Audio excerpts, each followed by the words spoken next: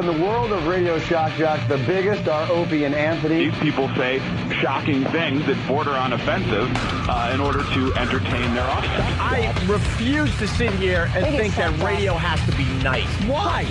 Why does radio, out of any other medium, have to be nice? We are being now held to a standard where we have to be nice and make people feel good. Go screw! Radio Bad Boys, Opie and Anthony. Controversial radio personalities, Opie and Anthony. Infamous DJs, Opie and Anthony. Talk show radio hosts, Opie and Anthony. Opie and Anthony. Opie and Anthony. Radio Shock Jocks, Opie and Anthony. Opie and Anthony. Shock Jocks, Opie and Anthony. Shock Jocks, Opie and Anthony. Opie and Anthony. Shock Jocks, Opie and Anthony. Opie and Anthony. Testing 1 2 1 2. Po po boo bo banana nana banana fana fofo fee fi momo po. Who thought you were dead? The people you were partying with? Dealers, yeah. Dealers and stuff, and they just threw him in a dumpster in London. Well, you know, I left him there. I think it's pretty funny. No one wants a dead rock star. This is where entertainment is going. I shot my computer. You can't shoot guns in suburbia. And I fully expected the police to show up. This is showing responsibility. Opie and Anthony. I think worse than having sex with a man would be, as you're kissing one, to feel his man hands holding your head like the sweat of a man hand right on the nape of your neck. This is the worst. The worst show This is the worst show I've ever been on. But enough of this palaver. Let's get the show on the road. Monday. I don't know. Who needs a reminder? Monday. I know the second that alarm goes off. Hey, it's Monday. Yeah, when the alarm went off this morning, it was one of those weird days where subconsciously I'm thinking, wow, what's that noise? Uh-oh. Sounds like somebody's got a case of the Mondays. You ever do that, though? You don't recognize your own alarm clock, even though it's the same alarm clock you've been using for the last 2 or 3 years? What is this? That's a weird noise. Is that the fire alarm? Did I leave the TV on? I have to set like 4 alarms now. Yeah? Yeah. I got my regular alarm clock and then 3 on my iPhone that I just kind of pop on at 5-minute intervals just in case I fall asleep. They just keep going off? Yeah, I'm usually up by the alarm clock one, but that's if, I'm really beat. A little safety backup. Well, Ant, great football picks over the weekend. Yeah, I kicked ass. Made my football watching quite enjoyable. Yeah. 2 for 7. You're the 2 for 7 kid. You and your stupid animals suck. I was trying to logically reason it out, which names of which teams would beat another name of a team based on what they're named after. And I had a little slump this week. A little? Last week you did 4 for 7, so I'm thinking, all right, you could do my football picks again. 2 for 7. And one of those games, I had to tell you that a Viking cannot beat a Packer.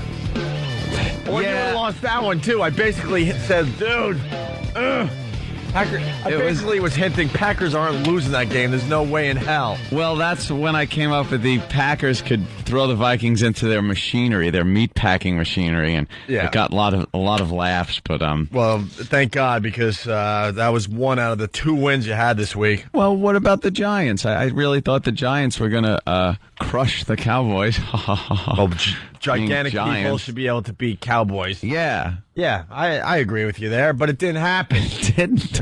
I was very upset about that one. So enough with your dumb idea. We're done with you and your football. Yeah, I tried for a couple of weeks. I stink at it. Let's see, you were 6 for 14 in 2 weeks. Nice. Yeah. All you had to do was pick home teams, and you could have done better than that. Well, I tried a system. It didn't work. I'll have to come up with a new system. I'm sitting there. You know how you watch. Yeah. You see the scores go by, and I'm just like, oh, God. Oh, this is just a catastrophe. Loss after loss after loss. Yeah, it was bad. And then it's not fun to watch football anymore. You ruined it for me. No, it's a lot of fun watching me just tank. And Sam, who knows nothing about football, by the way. Yeah. The big winner this week. The big winner. How did that happen? He doesn't even know how many downs there are per team, and he's clueless, but he won the football picks by just guessing. Yeah, you put nothing behind it. At least I put something behind it. The names of the teams. Right. Versus the other names. Sam, congratulations. Logical. Thank you. Big week for football. You have no idea who won even. Yeah, my picks. Which? All right, who won? The Giants lost. Yeah? Yeah. Who's the quarterback of the Giants? I don't know who the quarterback of the Giants Who was the star receiver for the Cowboys? I don't know the answer to that question either. Who became the second quarterback to throw for, how much was it? 60,000 yards this weekend. I think, was it Brett Favre? I saw that in the email Travis sent out last night. Brett Favre. Well, congratulations, Sam. You Thank don't know you. nothing about football, but you won this week's football pool, and you're a little richer because of it, right? Yes, I am. Thank you, Dish Network. It's time to get more TV from your TV. Sign up for Dish Network today. They supply the football picks, and my brother's going to have to come off the bench. It's going to go back to Elmo. Really? Yeah. You picked the Giants or the Cowboys? Yeah. Which one? No, he picked the Giants because they're giant. Because they're giant. Giant people squashing Cowboys. That was a bad pick, though, because Cowboys have... I told you that. Yeah, but Listen to me. But how are Cowboys going to beat a giant who could just step on them? I don't know. They did a good job on the Indians. There's a lot more of them. They have guns. You know what? My football picks go to Jimmy this week. Really? Yes, he's showing a little knowledge right now. Yeah. A little bit of knowledge. Yeah. A little bit of that knowledge. Everybody knew the 2-3 defense was never going to work against a pick and roll. How was Boston, Jimmy? It was really good, man. It was Jimmy did Comics Come Home, Dennis Leary's thing he does every year. Yeah. for cancer. 6,000 people? 6,300. Yeah, that was the capacity. And, it was at Boston University, this new venue they're doing it at, and it was really good. It was the Cam Neely Foundation, and it's weird, like, because Boston's such an aggressive place, and I'm like, this is, are they gonna be rough? Are they gonna be great? And in between jokes, they were just silent. They were lovely. Yeah. They were lovely benefit people. Oh, no yelling. No. One Marine was yelling Semper Fi to Dennis. That was it. It was great. It was a good time? Yeah, it was really good. Very good. All right. And how was your weekend there? Great. Yeah. Nice drunken night on Friday. That was fun. Went out to Iggy's, little karaoke bar. Oh, really? Yeah. Little karaoke Had a little bit of fun there. And a little bit of Guinness and Jaeger. It's nice. Spent Saturday pretty much just doing nothing, watching bad movies in bed. Just trying to recoup. Aren't you? Can't do that anymore. But you're not old enough to be like spending all day in bed. That's like an old person thing to do. No, not after Friday night. Yeah. Yeah. It was really bad. Yeah. Yeah. It was pretty bad. Yeah. No throwing up, which is good. But I had quite the headbanger on Saturday. And then Sunday, I went to the movies for the first time in a long time. I actually went to a movie theater. That's not like you. No, it's not, but it was a good experience. No problems. And by problems, I think you know what I mean. No problems. Saw that 30 Days a Night, the vampire movie. It was good, right? Yeah, it was all right. It was one of those, it seemed more like a zombie movie than a vampire movie. Because it's like, you get a bunch of people, they have to hide, and then they have a certain amount of time, and then they got to get away. It's pretty much it. Group of people slowly getting picked off, but it had a more zombie feel than vampire feel. Vampires they were pretty creepy. Little kid vampires, always creepy. But some nice graphic violence, axing off some heads and stuff. So that was pretty good. Overall, 2.5 to 3. Give it that. 2.5 to 3 stars? Yeah. Out of what, 10 stars? On my actually 100 stars out of 100 stars. Do you follow the traditional 5-star review? Never. No? Never. I change my star rating based on movies. Sometimes the movies only got 2 stars to work with. And I say, I give it 2 stars. And it's great. Well, big surprise. Everyone thinking. The big movie over the weekend was the Bee Movie. Yes. Who saw that coming with all the advertising and marketing? And Seinfeld's name on it. Right. I thought I was actually watching the Bee Movie on regular TV over the weekend and just realized it was just commercial after commercial after commercial. I think it's just called Bee Movie. I call it the Bee Movie. Called the Bee Movie. Larry King called it that. And Jerry got very angry. Well, that's why we're going there. The B movie. The B movie. Beating out that gangster movie. But the gangster movie was already 2 weeks in. Yeah. Very good movie. I saw that. Huh? American Gangster. You liked it? You like Yeah, it? it was good. It was really Yeah. good. Denzel was great. Russell Crowe was great. Ronnie said, because I heard his review, and he was saying it was all right, but they could have left out more of the parts with the white guy. Because it was kind of cool just to have the black gangster thing going on, and and then they were throwing too much of the cop thing and his family life and all that crap. Yeah, they did throw in a little too much. Yeah. Yeah, it was still enjoyable. Though. Yeah. I like Denzel was great, and one of the guys from The Wire was in it. Oh. I'll just say there's one scene in it that's really good where, let's just say one of the gangsters in front of a whole group of people puts the gun against the other gangster's head. He goes, "What are you going to do, shoot me in front of all these people?" really well done. Nice. Nothing better than watching somebody collapse on a sidewalk in front of like a bunch of witnesses. Very, very cool. And then, of course, we got Veterans Day today. Yes. So big hello to all the veterans out there listening to the Opie and Anthony show. Actually, they're not listening. They're sleeping. No, they're listening. Right now, you think They're they're always on guard. always on duty. Oh, no, that's the Canadians. Yeah. You were right, by the way, I think, about that stupid Tom Cruise movie, because we saw Redford, Meryl Streep, and Tom Cruise all on Good Morning America together. Yeah. Yeah. And you're like, that must not be good. They That knew. pushed it really hard. And what did it make? $300 at the box office? They knew it was just a lemon. Yeah, you can tell when a movie's going to suck.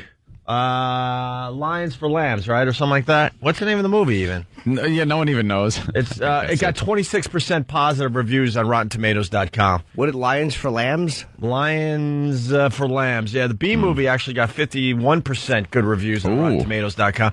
Brother Weeds back in the day turned me onto this website. It's the only place to go for movie reviews because they take all the movie reviews from all the major newspapers across America and give you one solid review.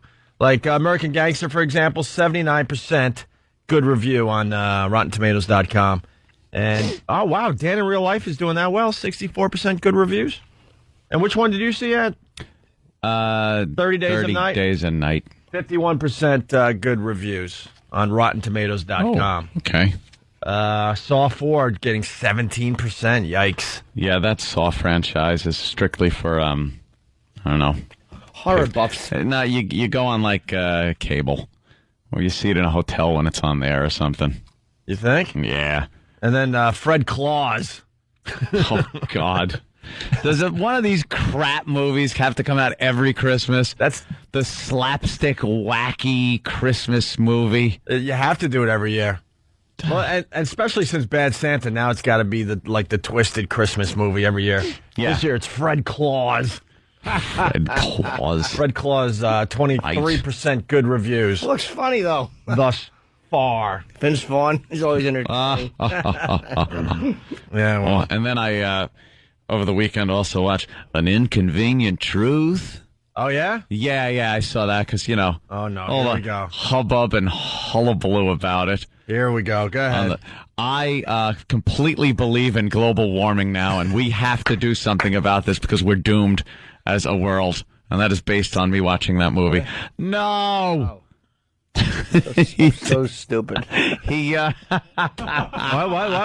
Oh, you really thought? It's my acting chops, Jimmy. Very good. My acting chops. Do you believe there's something going on, at least?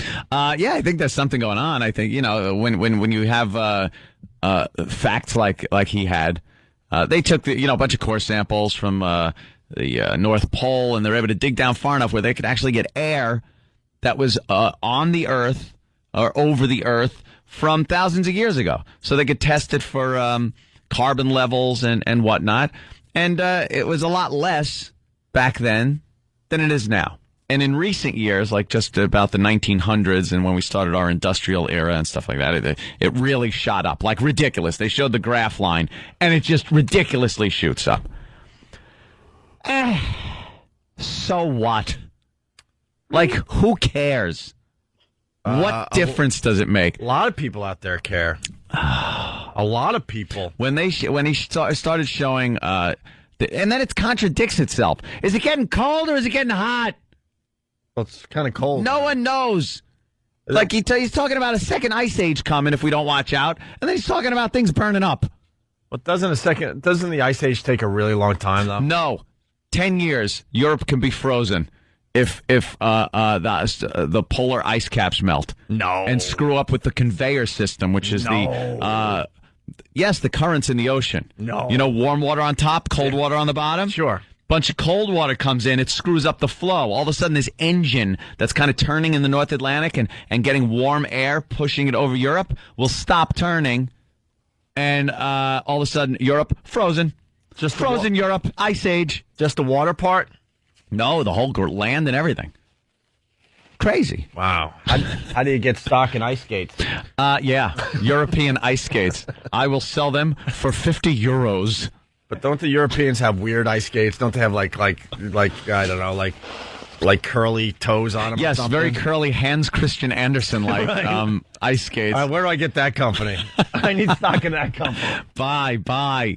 It's it was done very well. Al Gore seems like a nice, sincere, likable guy. I really don't have any problems with him. It showed part of his background and upbringing and stuff as a little farming family, and it was done very slick, very well. He did these presentations with huge screens behind him at colleges and environmentalist meetings and stuff. So it was done very well. Right. I can understand how it got so much attention. He added some humor to it, which, you know, you don't think of humor when you think of Al Gore, but it was kind of there were some funny parts, but he's taking it very seriously. Did they explain why he got so fat? Or how he got so fat? No. Actually, they did not explain that. I think it's called not having to run for office and look presidential. I think it's called supporting the fast food industry. You think he's doing that? Of course. And then when he's on tour, I guess, doing all this stuff, the speaking engagements, you eat like crap on the road, so it's probably what he's doing. Free meals on the arm for the rest of his life. You kidding me? Eat whatever he wants. Yeah. Whatever he wants. How nice that's going to be. Crap. But then they showed him on planes and stuff, doing a lot of stuff. And those things, I think, kick out a lot of exhaust, if you ask me. They're burning up a lot of fuel. I'll tell you one thing. Here in New York, I personally breathed a sigh of relief because it's cold. Yeah. We were all kind of looking at each other like late October, early November. It's still pushing 80 every day. What's this about? It's supposed to be colder, and it got colder later. See, this is still, he would say, it's still the effects. And by the way, Manhattan will be underwater in about 50 years. 50? Yeah, yeah, or at least a lot of it. No. Florida's gone. Just forget about it. Right up there till Lake Okeechobee. It will just be gone. Yeah, but when is it supposed to have, start eroding drastically? I think it'll start going faster and faster. See, you know what happens? The ice caps are melting, Opie. The ice caps. And Greenland is melting, by the way. Greenland's just melting. And when that happens, the sun reflects off of the ice. Reflects. So that heat from the sun reflects off the ice, and it's absorbed by water. So the heat gets absorbed by water.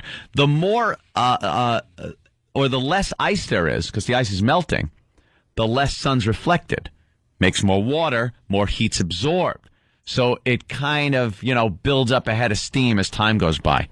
So I'd say by the day after tomorrow, we're pretty much done. No, because I go to Florida, ever since I was a kid, and in the last, let's just call it the last 20 some odd years, a little over 20 years. Go to the same beaches. I don't see much of a difference. No, what you do see a difference in is a snowfall, things like that. You don't see as much snowfall. And then they always showing pictures of glaciers. It's like, this is a glacier from 1908, and here it is today. Yeah. Not much glacier different? pulled back. What do you want from me? Not much different? No, it's big difference. Oh, great. Big difference. Huge glacier gone. Then they show mountains, snow-capped mountains. And then they show them now. There's no snow. Well, maybe they didn't feel like having snow in their mountains anymore.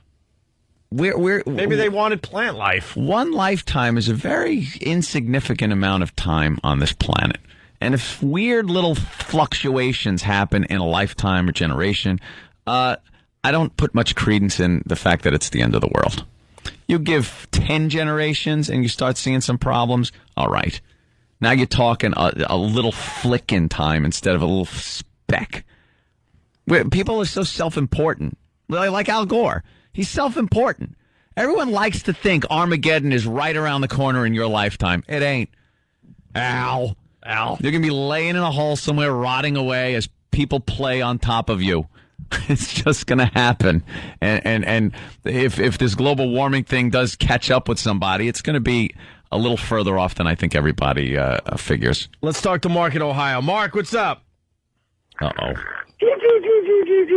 We're talking about the end of the world, Mark. God. All right, Mark, what do you want? You're killing What do you want, Mark? Tell me what you want. but Anthony. I don't want Professor Anthony anymore. What do you want? Anything but Professor Anthony. What do you frigging want, then, instead of just me discussing something for a few minutes? I just want it entertain me. But by what? Give me a friggin' give me an example of what you want, douche. Go ahead. What do you want? Oh, no, you don't have to be. You want a dick joke? Huh? You want a dick joke? Will that do it for you? Jesus Christ, go bury your head. Go shoot yourself. Jump off a friggin' bridge, you douche. Just leave. In that order. Go fuck you. God, I'm sick of these ass. Ugh. Enough of him. Christ on a pony. Okay, forget it. Two Jews walk into a bar. We got nothing. What do you want? What do you want? Dick jokes. We'll do some dick jokes after the break. They own Fine. Ugh. The bar? Yeah. Yes. God. Good. Fans holding up the break sign. Good break. We'll make Mark happy. What Mark doesn't understand, if you listen to this program at all, Anthony doesn't believe in any of this crap, so he finally sees Inconvenient Truth. It's kind of interesting to a lot of faithful listeners out there. Like, wow, the guy finally saw the movie. What does he think? Because it affected a lot of people out there. Yeah. A lot of people went green because of that movie. No, don't talk about it, Ope. No more. Oh, we don't want to put him to sleep. Douche. I wish Ant would become a flaming liberal environmentalist. That would be great. That would be really good. Epiphany? Wouldn't a thing Epiphany? with an E? Something E. He gets so into the movement that he officially wants the show to go green, and we have to go green. We can't broadcast anymore because it uses electricity. I ride a little scooter into work. You have to do an Ed Begley Jr. Ed Begley Jr. on a bicycle. Just ride your bike to work every day. Ew, does he ride his bike? Oh, yeah. Of course he does. To where? I love how they say Ed Begley Jr. rides his bike to work every day. What's he doing? He doesn't work. Why isn't Ed Begley... To his mailbox and back. No scripts. Hey, I think this guy... Let's go to Seth in New York. Seth. Hey, what's up, guys? How are you? By the way, to Mark out there, because I'm sure he's still listening, the phones are completely lit because people do want to hear this crap. Oh, I hate Mark. Seth, go ahead. Mark would die right now. You're absolutely right. We do want to hear it. But what I think personally is that the seasons are eventually going to change. You know, winter's going to get longer, summer is going to stay later, winter's going to be summer, summer is going to be winter. Yeah, I think what's going on is the rotation of the Earth is happening in such a way that it's just kind of reversing itself. So, you know how, like, what? Australia has, where are they right now? In spring? They're heading towards spring? They're heading towards summer, really. Summer? Okay. Yeah. So we're gonna be, like, eventually heading towards summer this time of year. The Earth How does that work? The Earth is slowly rotating as it spins. Tilting on its axis? It spins like this. Woo, whoa, woo, woo, woo. But as it does that, it's also like... No one's noticed? Slightly. No, not yet. Oh. It's happening very, very slowly. I agree with that guy. The seasons are just going to change. All right. Because the woo, woo, woo, woo, woo also has just a little bit. A little. It might take about, I'm going to say, 2 more generations of this. That's it? As woo, woo, woo, woo, woo continues. And then it's going to tilt on its axis. Okay. Yeah, it's slowly just tilted. That's and you got scary. the 2 axes. Axes. So they're just going to change places, and then eventually. Wait, there's going to be upside down relative to what it is now? Yeah, that's what I mean by that. Oh, upside down. And woo, woo, woo. And then we'll just go back to woo, woo, woo for a few, like, I That's don't know. creepy. Few hundred years, and then the process will start again. We'll spin back around. Yeah. By the way, it's Pot Talk Monday, everybody. Yes, it is. And when we get back, we got to stay on this subject because there's a great news piece out this morning. Hybrids could take 17 years for consumer to make back extra cost. Go ahead. So people like Steve and Bill Burr can get their hybrid car. We could explain that. It's just, they're taking advantage of the people that Of course they are trying to do the right thing. It's also, what? We got free Ringtone Monday Mania. Oh. Might give you a few ringtones today. It's also Feel Good Story Monday. We got that right in front of me. The Feel Good Story of the day is right here. And also, we're going to give away $1,000. What's the sound? Do we remember? Yeah. You had it. It was me, right? Yeah. Which one? It was that fun one. It was fun. I heard it on a promo over the weekend, and I was laughing. All right. Sometime between 7 and 7:30, we're going to play this. Yep.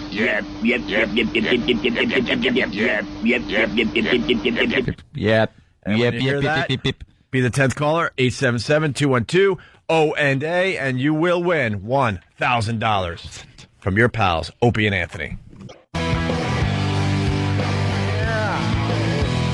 You're checking out the Opie and Anthony Show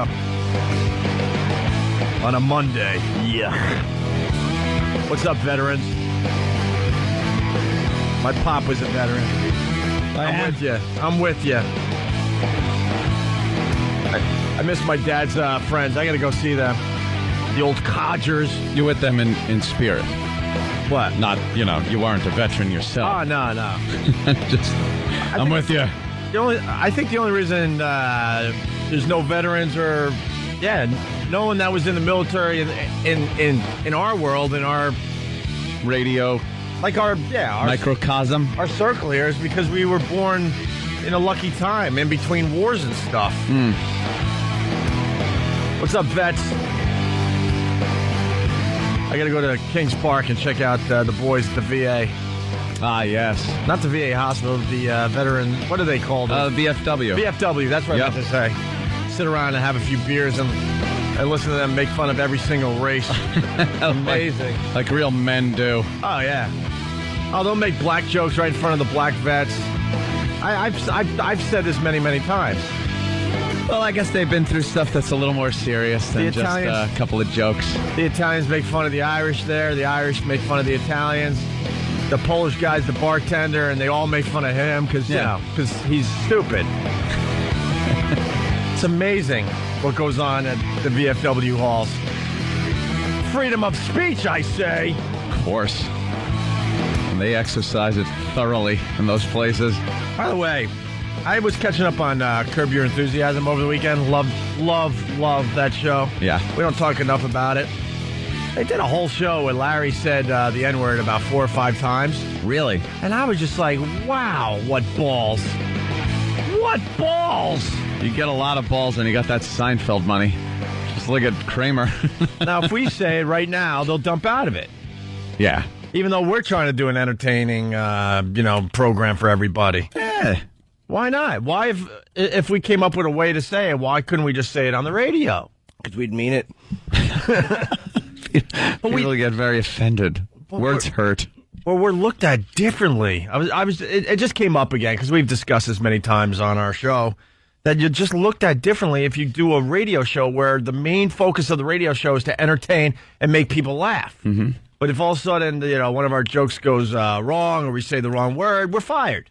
Yeah. Why isn't Larry David fired for having a whole episode where it kind of revolved around the N-word?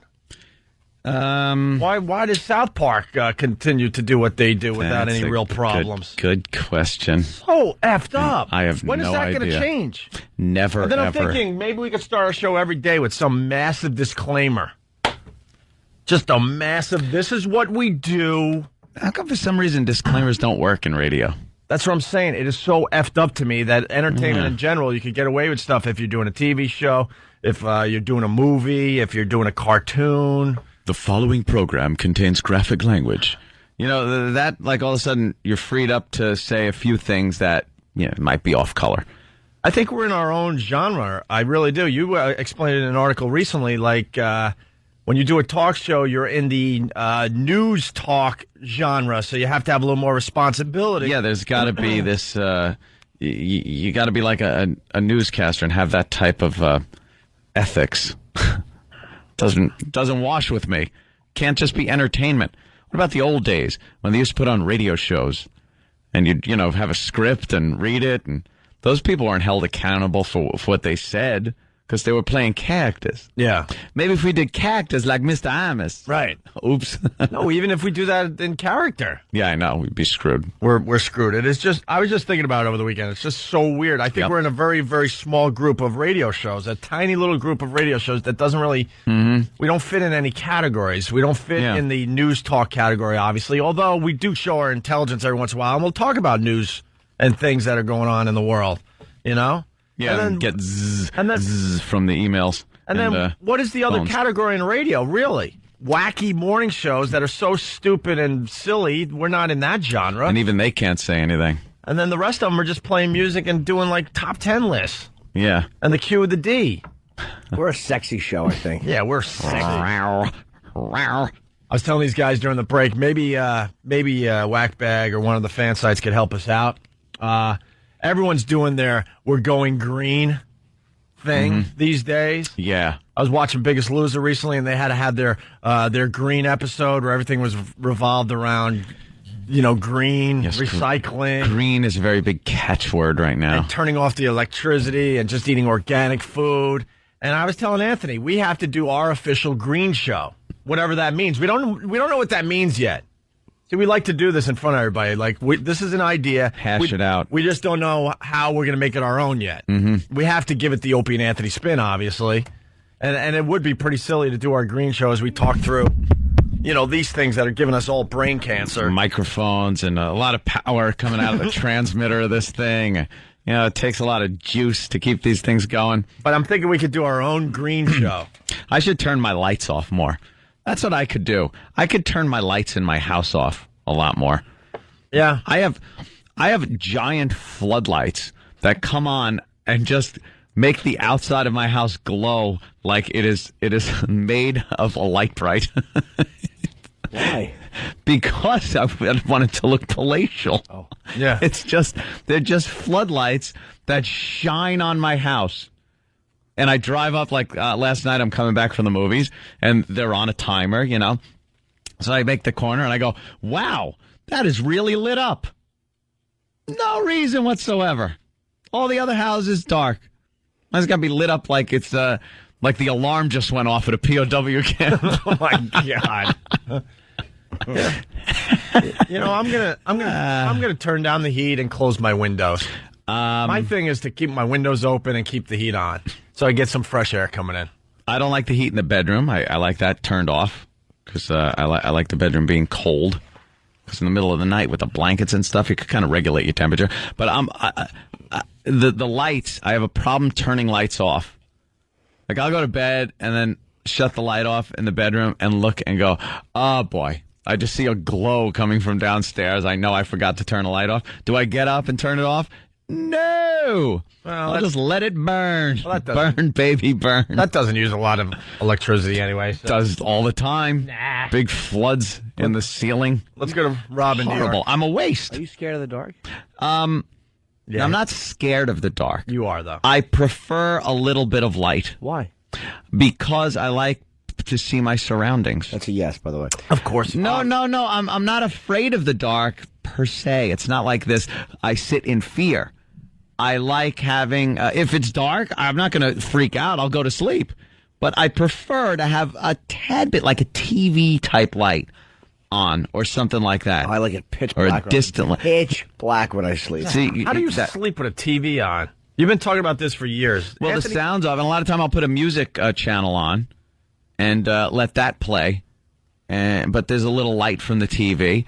I like that. If I hear a little sound, I don't want to be creaking my neck wondering what the hell it is. Know what the problem? In the darkness. Know what the problem is with those trippy stations? They got a few on XM. They got a few on regular radio. They got a few on the TV choices, right? Yeah. And you'll get into nice groove. It's real mellow, almost like massage music. And you hear the water and the nice piano and very light guitar.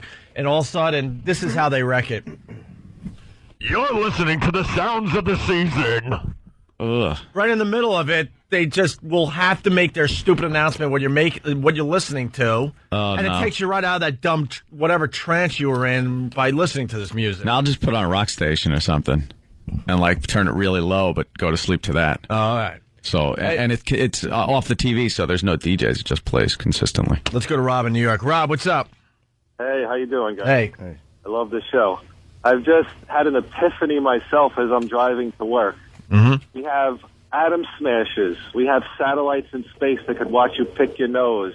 And we're now at the apex because we've reached woo, woo, woo. Right. The explanation of the rotation and... First of all, it's Pot Talk Monday, but I'm trying to explain why the seasons are slowly changing, and it's because we're still doing the woo, woo, woo, woo as an Earth, but there's also a as the Earth itself is slowly turning Flipping upside over. down, flipping, right. To do is watch Discovery Channel, and we're moments from death at any point. Oh, I know. I gave up on the Discovery Channel. I understand that it's a little weird out there, but I don't want to know how weird. That's how I roll. Thank you, sir. I'm one of the few veterans that's got to report to work right now. I'm at Randall's Island. So, guys, have a great show. I enjoy the show. You guys are the best to keep my mornings going. Oh, thank you, Gotta work for it. It's his day. Have a good day, guys. All right. Hey, can we play Drew Boogie Steve's hybrid remix? This is very, very cool. yeah. Then we'll get into that hybrid story we teased before the break. Hit it there, E-Rock.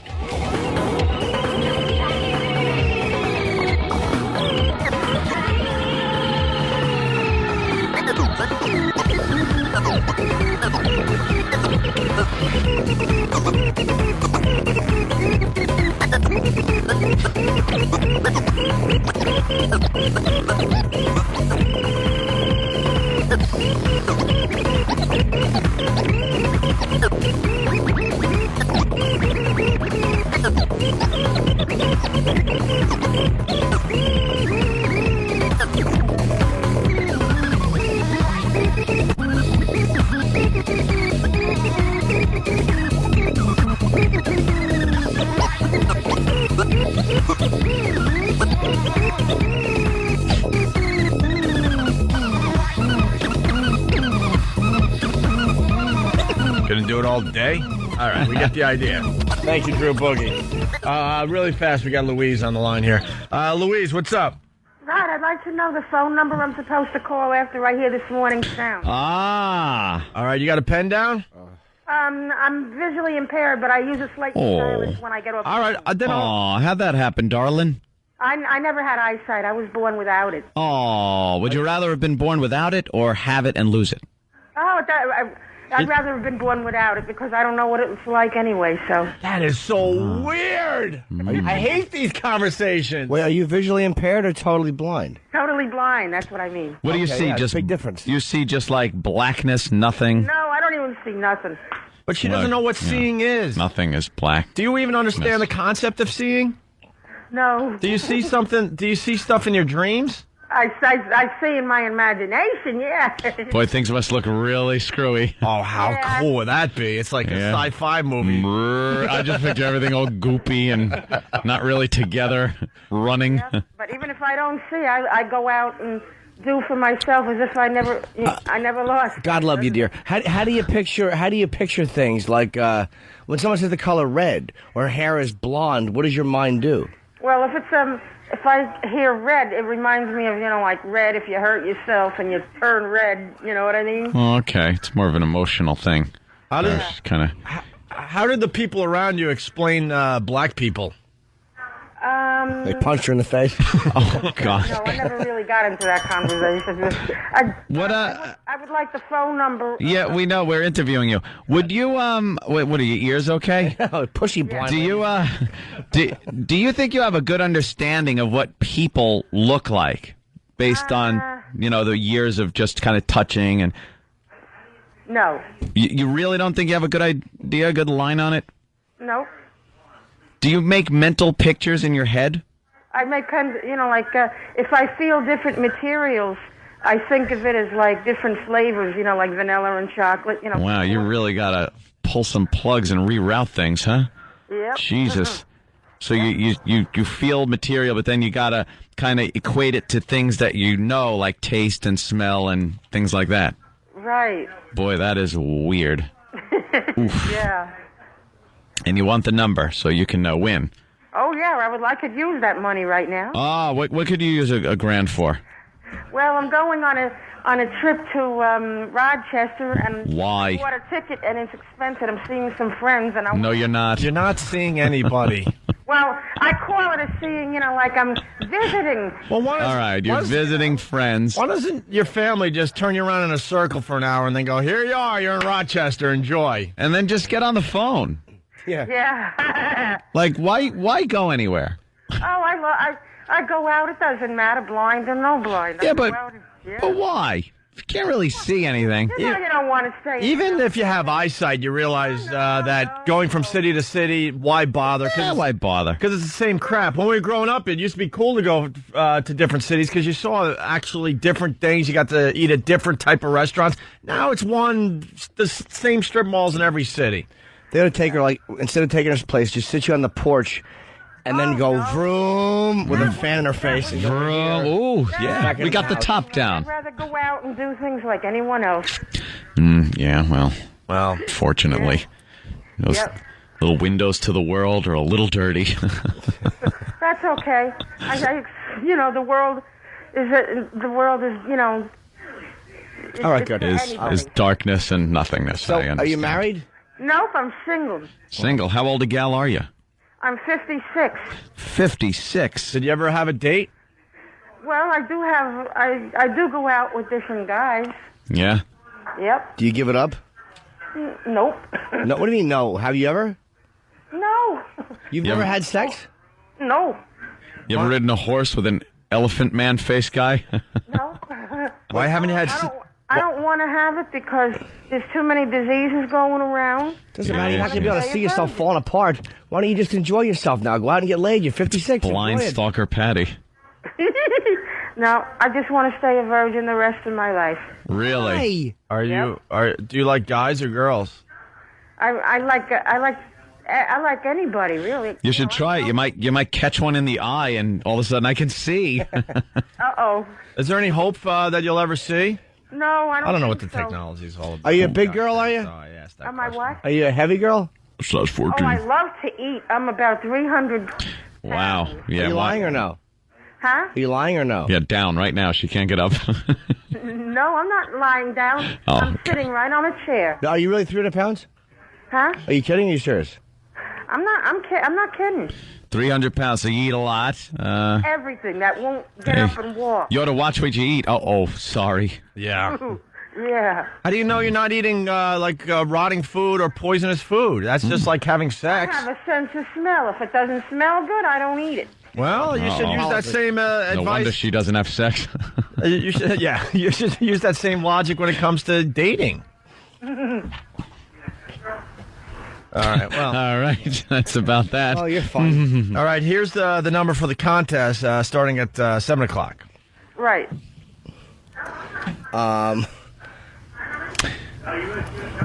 Mm-hmm. Oh, you lost it.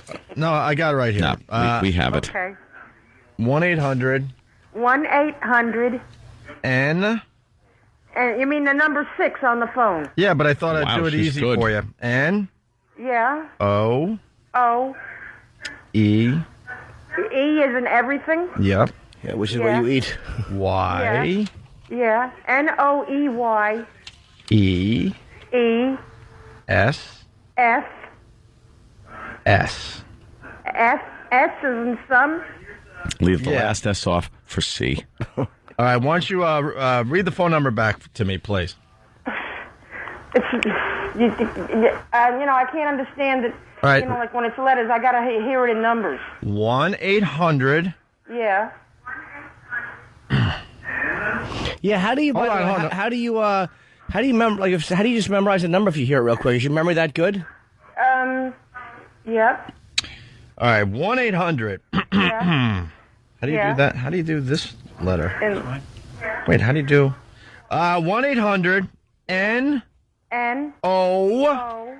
E. Y. Y. E. E. S. F. S. F. Right. Noneys. Noeyess.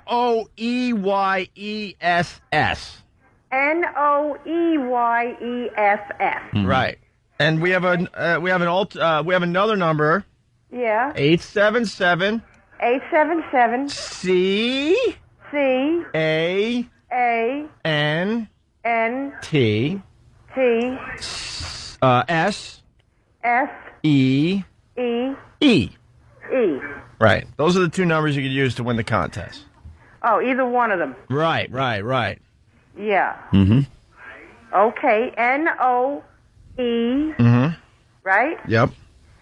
Y. Yes. F. Right. I forgot an E.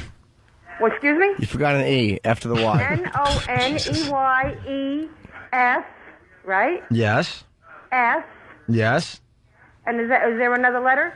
No, that was it, I believe. And then what's the other one? Well, there's a third number, 1-800 1-800 D D U U M M B V B. Oh, DUMB C C U. Yeah, that number is private line, Ope. N.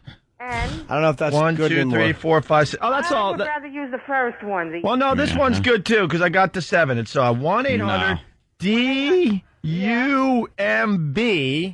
Yeah. CUNN. M. Yeah. Yeah. That's 7. N. And that's it. You don't need the last letter because you only need 7. So that one's good too. Okay. What You is leave that the one? last letter off for taking off the air.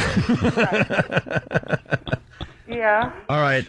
And there's a fourth number if you're in Canada. You might want to use that number. What? 1 1 877 7.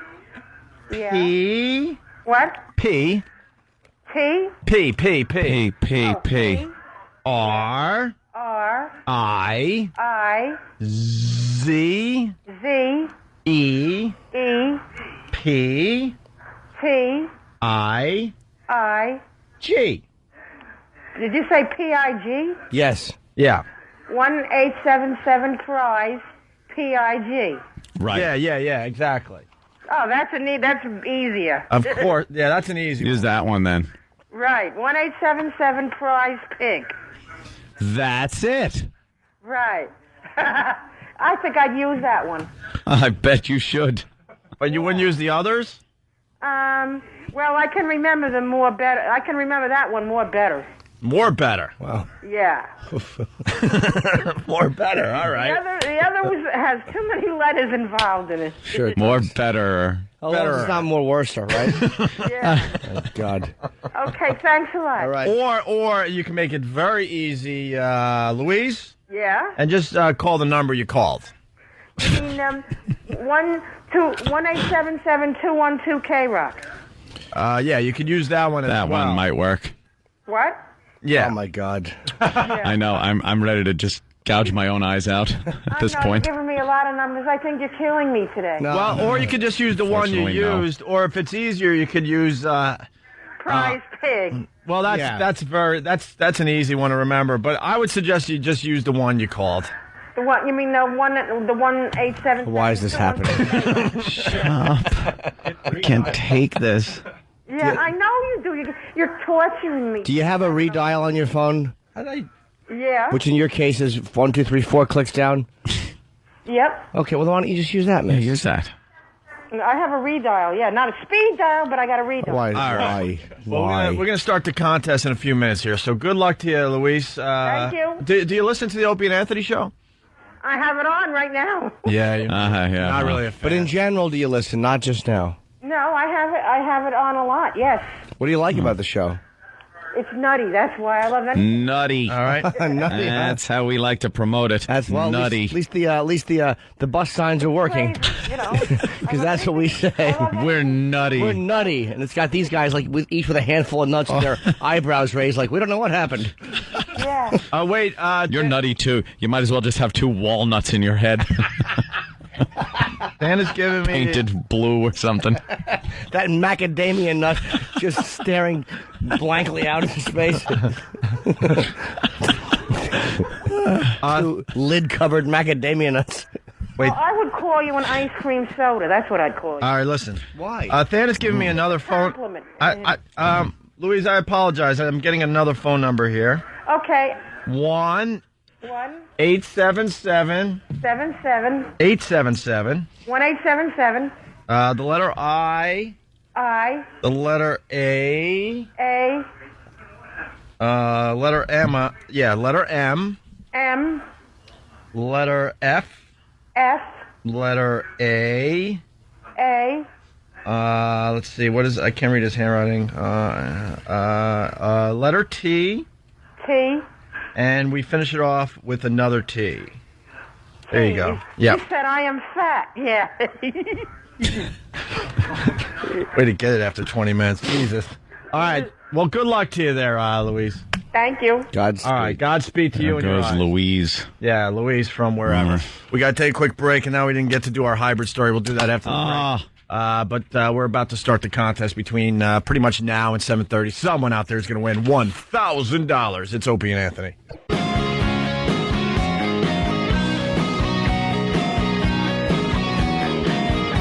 You're checking out Opie and Anthony. I'm reading Slash's book. Can't put the damn thing down. I think it's just called Slash. And what I'm learning is that when Guns N' Roses became huge, Axl stopped talking to the band. Really? That was it? Slash is admitting a lot of stuff in this book. Like, completely stopped talking to the band, basically. I'm up to the part, Use Your Illusion 1 and 2 come out, and they barely had contact with Axl. And they only saw him on planes and on stage. And they held it together as long as they even did. Slash said, surprised. He was surprised how long they were able to hold it together. It's a pretty damn good book. He's being pretty honest with a lot of things in this book. What a tool. What the hell's wrong with him? Well, it continues to this day. Yeah. And then he was talking about how Axl's very self-destructive. Well, of course. And I'm sitting there like, maybe I should pass this chapter. Move on to something else. No, don't pass it. Please read it thoroughly. Like, wow. I can relate to this a little bit. Sabotaging his own success and all this stuff. And I'm like, was he? Oh, boy, maybe I should read that chapter again. Yeah. Maybe this would be a good chapter to read slowly. You should print it out in a huge font and wallpaper it on your walls at home. He's pretty much saying that Axl was just a complete dick. Really? Pretty much, without saying it. He goes, and then he's polite. He's like, I'm sure Axl has his own version of what happened that is just as important as mine. But here's the true version. Yeah, that's basically what he's got his. Let's say hi to Carol in Brentwood. What happened to Jimmy? Carol, what's up? Oh, he's in the bathroom? Carol, what's up? Hello. Hey, Carol. Hey, I'm here. Hey, what's going on, Carol? How are you? Well, I'm doing okay. Just waking up, you know. Yeah. And I was waiting for that funny kind of like weird sound on the radio so that I can call in for the book. Big fan of the show, I see. Kinda. What do you mean, kinda? I can listen, I can. How long have you been listening to the show? With K-Rock? No, On and off for a long time. No. Don't lump us into the whole K-Rock thing. We love being on K-Rock here in New York, but Opie and Anthony, we're our own thing for many, many years. How long have you been listening to the Opie and Anthony show? For a while, on and off. And then you guys were gone for a little while there and came back, right? Yeah, but are you listening more because of the contest? May I say yes? Okay. And, may I? And here's the big... Carol, here's the big question. What? Contest is going to end soon, I believe. When the contest ends, what are the odds that you'll continue listening to the Opie and Anthony radio show? Pretty good. Pretty good. You guys are funny. Keep me going. Get me up in the morning, yeah. All right. Well, good luck to you. We didn't play the sound yet. Okay, then I'll keep on listening. Yeah. All right. You do that. I will. Yeah. Bye-bye. I really believe you. Bye-bye. What station do you think she goes back to after this? Ugh. Does she do a little wake up with Whoopi? No. I think it's more of a light. Does she listen to Jim Kerr, that bore?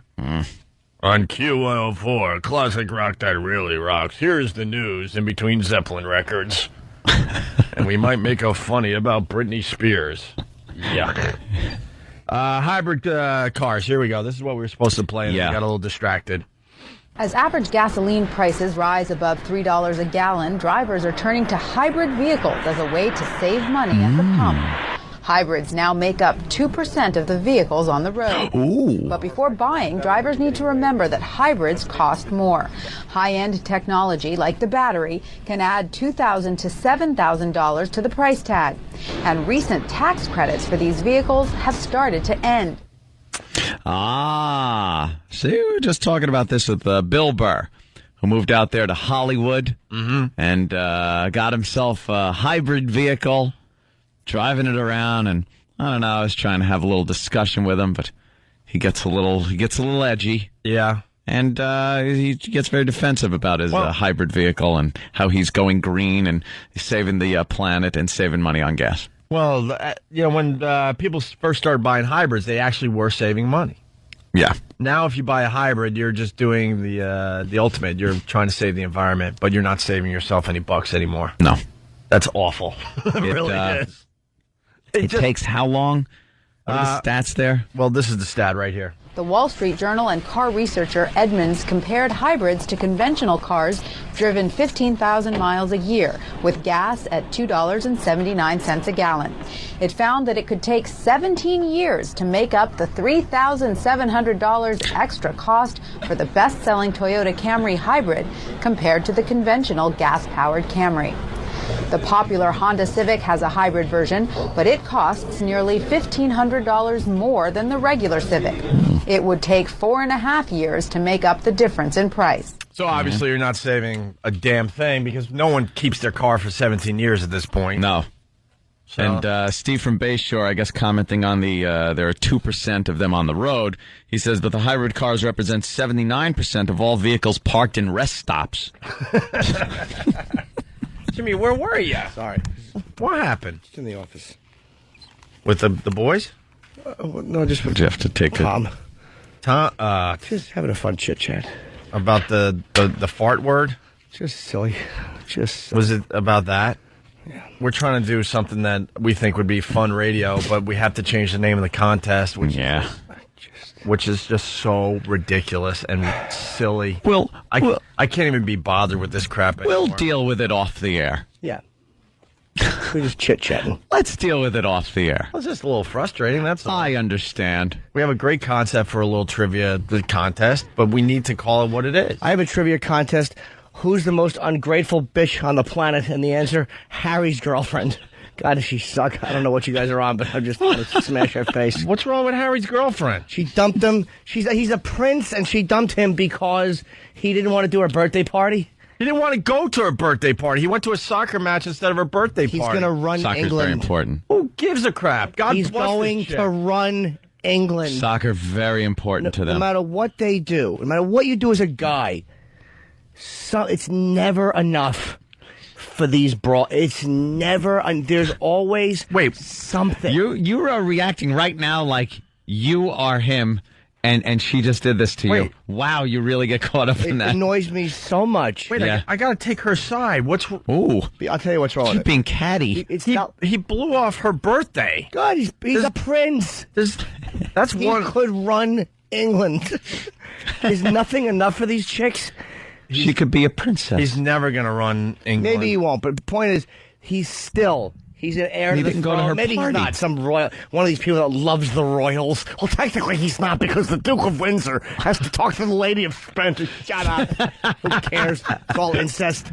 And by the time it gets down to Harry there, this Prince Charles is in his 60s now, and there's not even a chance he's winning it, going to be running England anytime soon. Because the crypt keeper just won't lie down and take the dirt nap already. How old is Prince Charles? That poor guy's been waiting his entire life to run England, and he's still running. They don't even run it. They sit there and no one listens. They got a prime minister that runs things. You know what? God bless this broad that she doesn't go for that crap. She's a dope, and she's a dope because why is she a dope? She probably has some royalty in her own family or something. Yeah, she's probably no slouch. It's just the idea that this guy, like the life you can have with this guy, and it's just like they always find something. It's not like he punched her in the mouth. The life she could have, hanging out with an unfaithful old English troll and then being wrapped around a pole in a tunnel in France. That's what I'm talking about. I like it. Enough with that anorexic, too. Yeah. She's probably puking out the window. That's why she died. She was vomiting that nice dinner Dodie just bought her. I have to look skinny. We get it. We get it. Could you put your head back in? Your crown is sticking out. And stop strapping it around your chin. You look like an ass. We know. You're the people's princess. We've heard. The people's princess. She was a weak woman. No, she was. I love how they would make her look like she was this big, strong so woman. strong. Because she stayed in the marriage and stuff. No, you were a weak woman that just stayed with that in the crap marriage. for all those years. Must get rid of the landmines. Up. I love the fact that he was in a bar. And he rep a $5,000 bar bill that night with a bunch of his friends. Well, good. He's a drunk. Good boy. Well, love Harry. She Sounds like Friday night, as a matter of fact. Prince Anthony. She was fed up with Harry's Playboy lifestyle and was miffed he had opted to skip her 22nd birthday party last month for a rugby match in Paris. What was she going to do on her birthday? What would have been fun? What's more fun than the jet-setting lifestyle they live? So, was he going to have cake for her? If you blow off your girlfriend's birthday, you expect her to completely understand? No. Oh. I'm Jim Norton. let me explain the differences. Yes. I don't run a country. I'm not a prince. He's probably an ass. I'm sure he is. He's a rosacea-faced idiot. Those red cheeks, it's like they're terrible looking. Yeah, it's very English. Yeah, just rosy red slappable cheeks. He's got very Pink Floyd The Wall-ish kind of look to him. However, to date that guy, it's like amazing how they always find something. No matter what place in your life you're in, there's always a woman who's just going to, they're going to find something that you're not doing. Which birthday was it? How old? 22nd. It's not even a okay, monumental I was thinking of a milestone birthday. Yeah. 21. Who cares? Sweet 16. You shouldn't blow 9. off your chick's birthday. When you guys are insane. What are you going to do? Take her out to... He probably would have seen her after or whatever, but he was always out of the country. Did you come back for my birthday? For what? What are we going to do? Missed my birthday. Yeah. Bunch of her and her dumb friends kvetching. Ugh. Good for Harry. He doesn't like you. You leave him. Yeah. Oh, do you think I should? And then she'll go after him. One of her friends. Oh, that's what he should do. He should run through all of her friends and leave something on every one of their faces. Go say hello to her.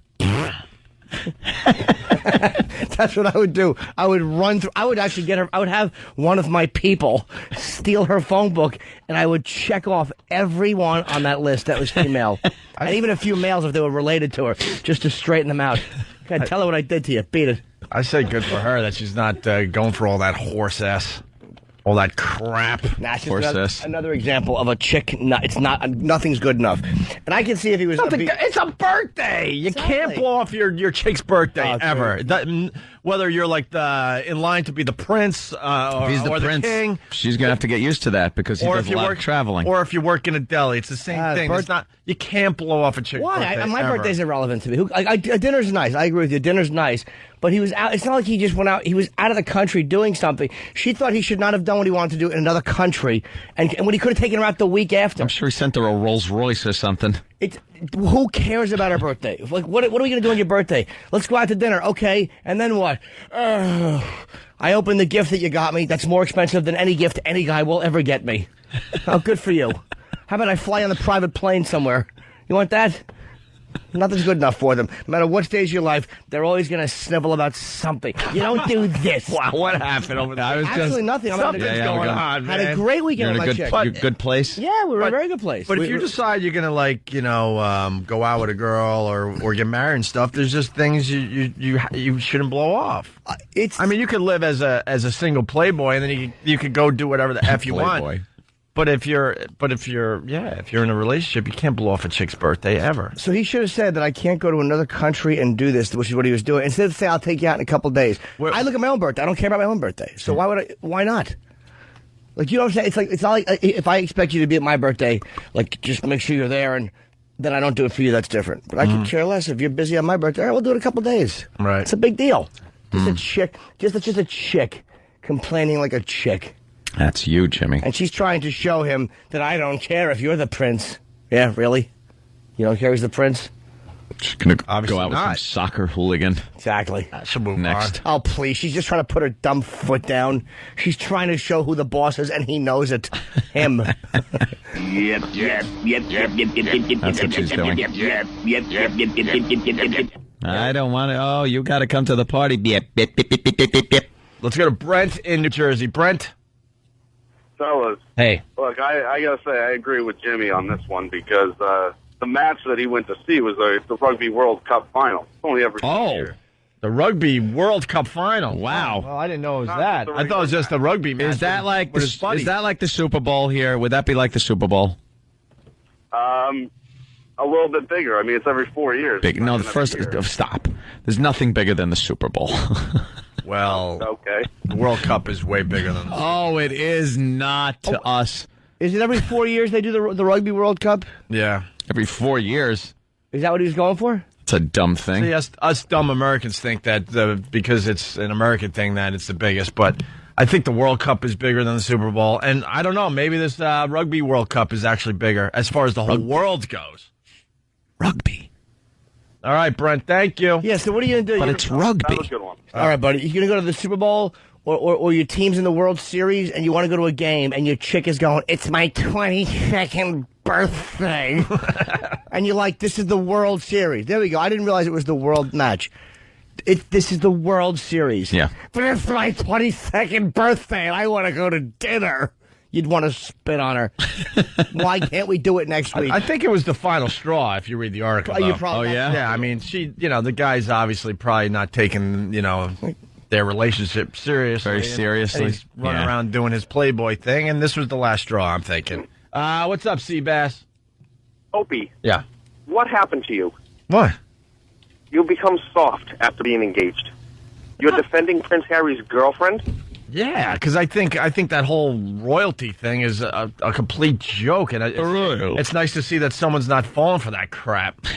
I think half a year ago you would have had a different story. You would have said F her. No, not really. I have always hated that royalty thing. Well, it's not even for me. And I love when these people get smashed in the face and something, goes wrong in their life. I agree with you. But it's not about the royalty for me. It's just simply about it. It proves that no matter where you are, no matter what you do, something won't be good enough. Something they'll have to find and poke their beaks in. Something. No matter, hold on, buddy. No matter what it is, their beaks will poke in the window. Picture this. You're in your car, you're doing everything you can, and that beak comes in the window. You're not doing this. Their beaks. All right, guys, punching out. All right, Seabass. I like when the royal family gets smashed, so I'm taking the broad side. God forbid. Yeah. Gonna have to agree to disagree. Oh, on boy, this do one. I'm totally disagree with her. Their 'Cause she'll go beaks. back to him. Huh? And again, I don't like the royal family at all. It's not about him being royal. It's just simply, it's that pattern that you could do 80 things, and the one thing you don't is the thing they bring up time and time again. Now, this is based on some, Jimmy. You're going to a deep place with this. No. Yes, you Perhaps are. more than that, Hope. Maybe you don't want to share, and that's okay, but... No. It's not even about me. I've been sitting across from you for a while. I could tell there's a little personal... No, not at all. No, personal touch to this rant. Hey, no, not at all. I had a great weekend with my girlfriend. All right, good. I was doing I did the MySpace show Friday, then I was gone Saturday. So yesterday we had nice dinner. But it's just like let's just say in my relationship, let's just say I do 80 things, and then there's that one thing that I'm not good at. Let's just say it would get brought up time and time again. What would this thing be if you were, I don't know. I don't know. It could be anything. It could be we spend too much time in my apartment, not enough time in hers. It could be that. All right, you've brought that up in the past. Yeah. Mm-hmm. That could be that. It could be anything. Yeah. And I actually see it your way on that one, by the way, because your apartment's way better than hers. So why would you want to... Well, I don't even look at it like it's better. I just because she has roommates. That's all it is for me is the privacy issue. It's not about, I don't care if mine's bigger or whatever. I'd still hang out in her place. Yeah. I like the fact that she wants me there. I like the fact You don't want that roomies. No, but I like the fact that she wants to share her space with me and stuff. Like, she said, I want you in my life and I want you in my place too, which I like. That she's not trying to keep me out of her. It is just simply that other people are there. And I lived with roommates before. It's fine, but if you could be alone or be with them, I'm very private. Yeah, you're past that point in your life. I just hated it. I lived with my family till I was 30, and then I moved in with Jim Florentine and his girlfriend at the time, and so it was like, for the first 34 years of my life, or 33 or 34, I couldn't walk naked around my place. What a sin. I know. That's just a sin. But you know what I mean? So it's like now I'm 39. I've only been 5 years without, just alone. But it's just, you're kind of just walking around noodle. All the time. All the time. I haven't closed a bathroom door since, 01. I haven't closed a bathroom door since 01. That's fantastic. How cool is that? It's a good feeling, right? Yes. All right. Wow, people are split on this one. Yeah, I'm sure some guys are going to see it the other way, but it has nothing. I'm mentioning the royal family just because it was such a stupid thing she's mad at. But this is, to me, it's no matter what stage you're in, there's something that they're going to harp on. Girls take their birthdays very seriously. And all they do is... I'm kind of with you. When my birthday comes up, I want it to be acknowledged. It would be nice to open up some or do something like dinner or something. But girls, man, they look at it completely different. You can't miss their birthday. But I don't care about their birthday. You're getting older. That's all it's going to do is make me not like you as much. But I'm just saying. What's the matter with you? Oh, jeez. But I'm just saying they do care. If you were getting younger, I'd celebrate every year. Look, I'm going to be 17 this year. Hoorah! Let's go out and get you a pony ride, Toots. Birthday's a biggie for women. I know. Maybe there's other things they don't care about as much, but that's one that... What? I'd love to know one thing they don't care about as much. All right, well, maybe we can go to the phones after the break and find that out. All right, hopefully someone will have an answer. Maybe somebody... Because, you're right to say that your birthday's not a big deal. Yeah. I'm trying to think the last time my birthday was a big deal. You went to dinner. Hey, it's my birthday. I want it to be acknowledged, but past that, Christmas is not a big deal to me anymore. I think Christmas will mean something when I finally have kids. Birthdays. But I could give a crap about Christmas year after year. I actually like Thanksgiving over Christmas. Yeah, that's more of hanging out with the family and stuff, just the extended family, and just hanging out. It's you don't have the pressure of trying to figure out what to buy everybody, and the stress of going, shopping and all that. I don't have that pressure anymore. Gave up. Yeah. Gave up on it. Mm-hmm. Now, I just flee the area. Flee. Just leave. Go on vacation somewhere. I'm just not around. I'm not available. What are you doing this Christmas? Don't know, but I'm not going to end up in stores trying to figure out what Grandma wants. So you're not going to buy it? Will you be giving people checks? I might cut some gift certificates or something, or some of those American Express gift cards. The whole Cumia clan just turned up their radios. Oh, God, what's his answer? Oh, God. Oh, God. Is he going to be giving the big checks this year? Oh, God. Oh, please say yes. Please say yes. No, it got for years. It could go either way with the checks this year? For years, it was just going over Grandma's house, and then everyone would be there, and everyone's got presents for everybody else, and it turns into this big thing, and it's a pain in the ass for months before that. And then they decide, I think, last year, I think we're going to do you get a gift for this person, this one gets one for that person. Sort of grab bag style. Well, Anthony must have been the one. Oh, my God. So I'll trade you 3 uncles and a mom for Anthony. A big announcement to my family. We're too old for Secret Santa. Stop.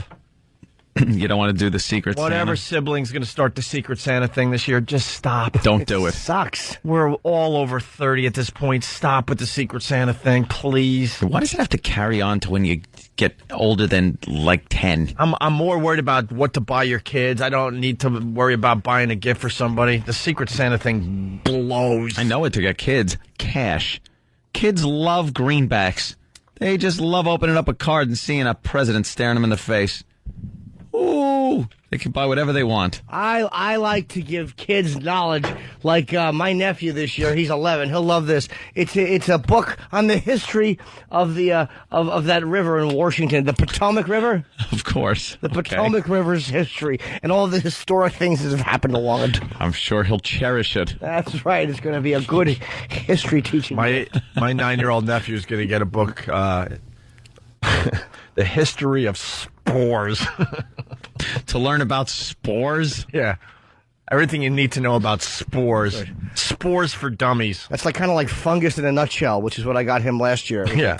It's a All big, right, all right, Dan, pop-up we book. get it. We got a break. I know. Break. Break. Somebody won the $1,000, so you can stop calling. We'll figure out who that winner is next. It's Opie and Anthony. All right, I'm going to be, hey, what's up? This is Bob Kelly. I'm going to be at the Laughing Post in Michigan. Kalamazoo, Michigan, on November 29th and November 30th. That's Kalamazoo, Michigan. What the fuck are you doing? I finally got one right, and you fucked it up with your gay cell phone ring. I don't give a shit. The first time I ever did a dumb promo that came out correctly, and your stupid gay alarm. What? All right, now I want you to do it. What are you going to do? Just go to my MySpace. This is Bob Kelly. Go to my MySpace. MySpace.com/. Wow. Robert Kelly Live. Go now.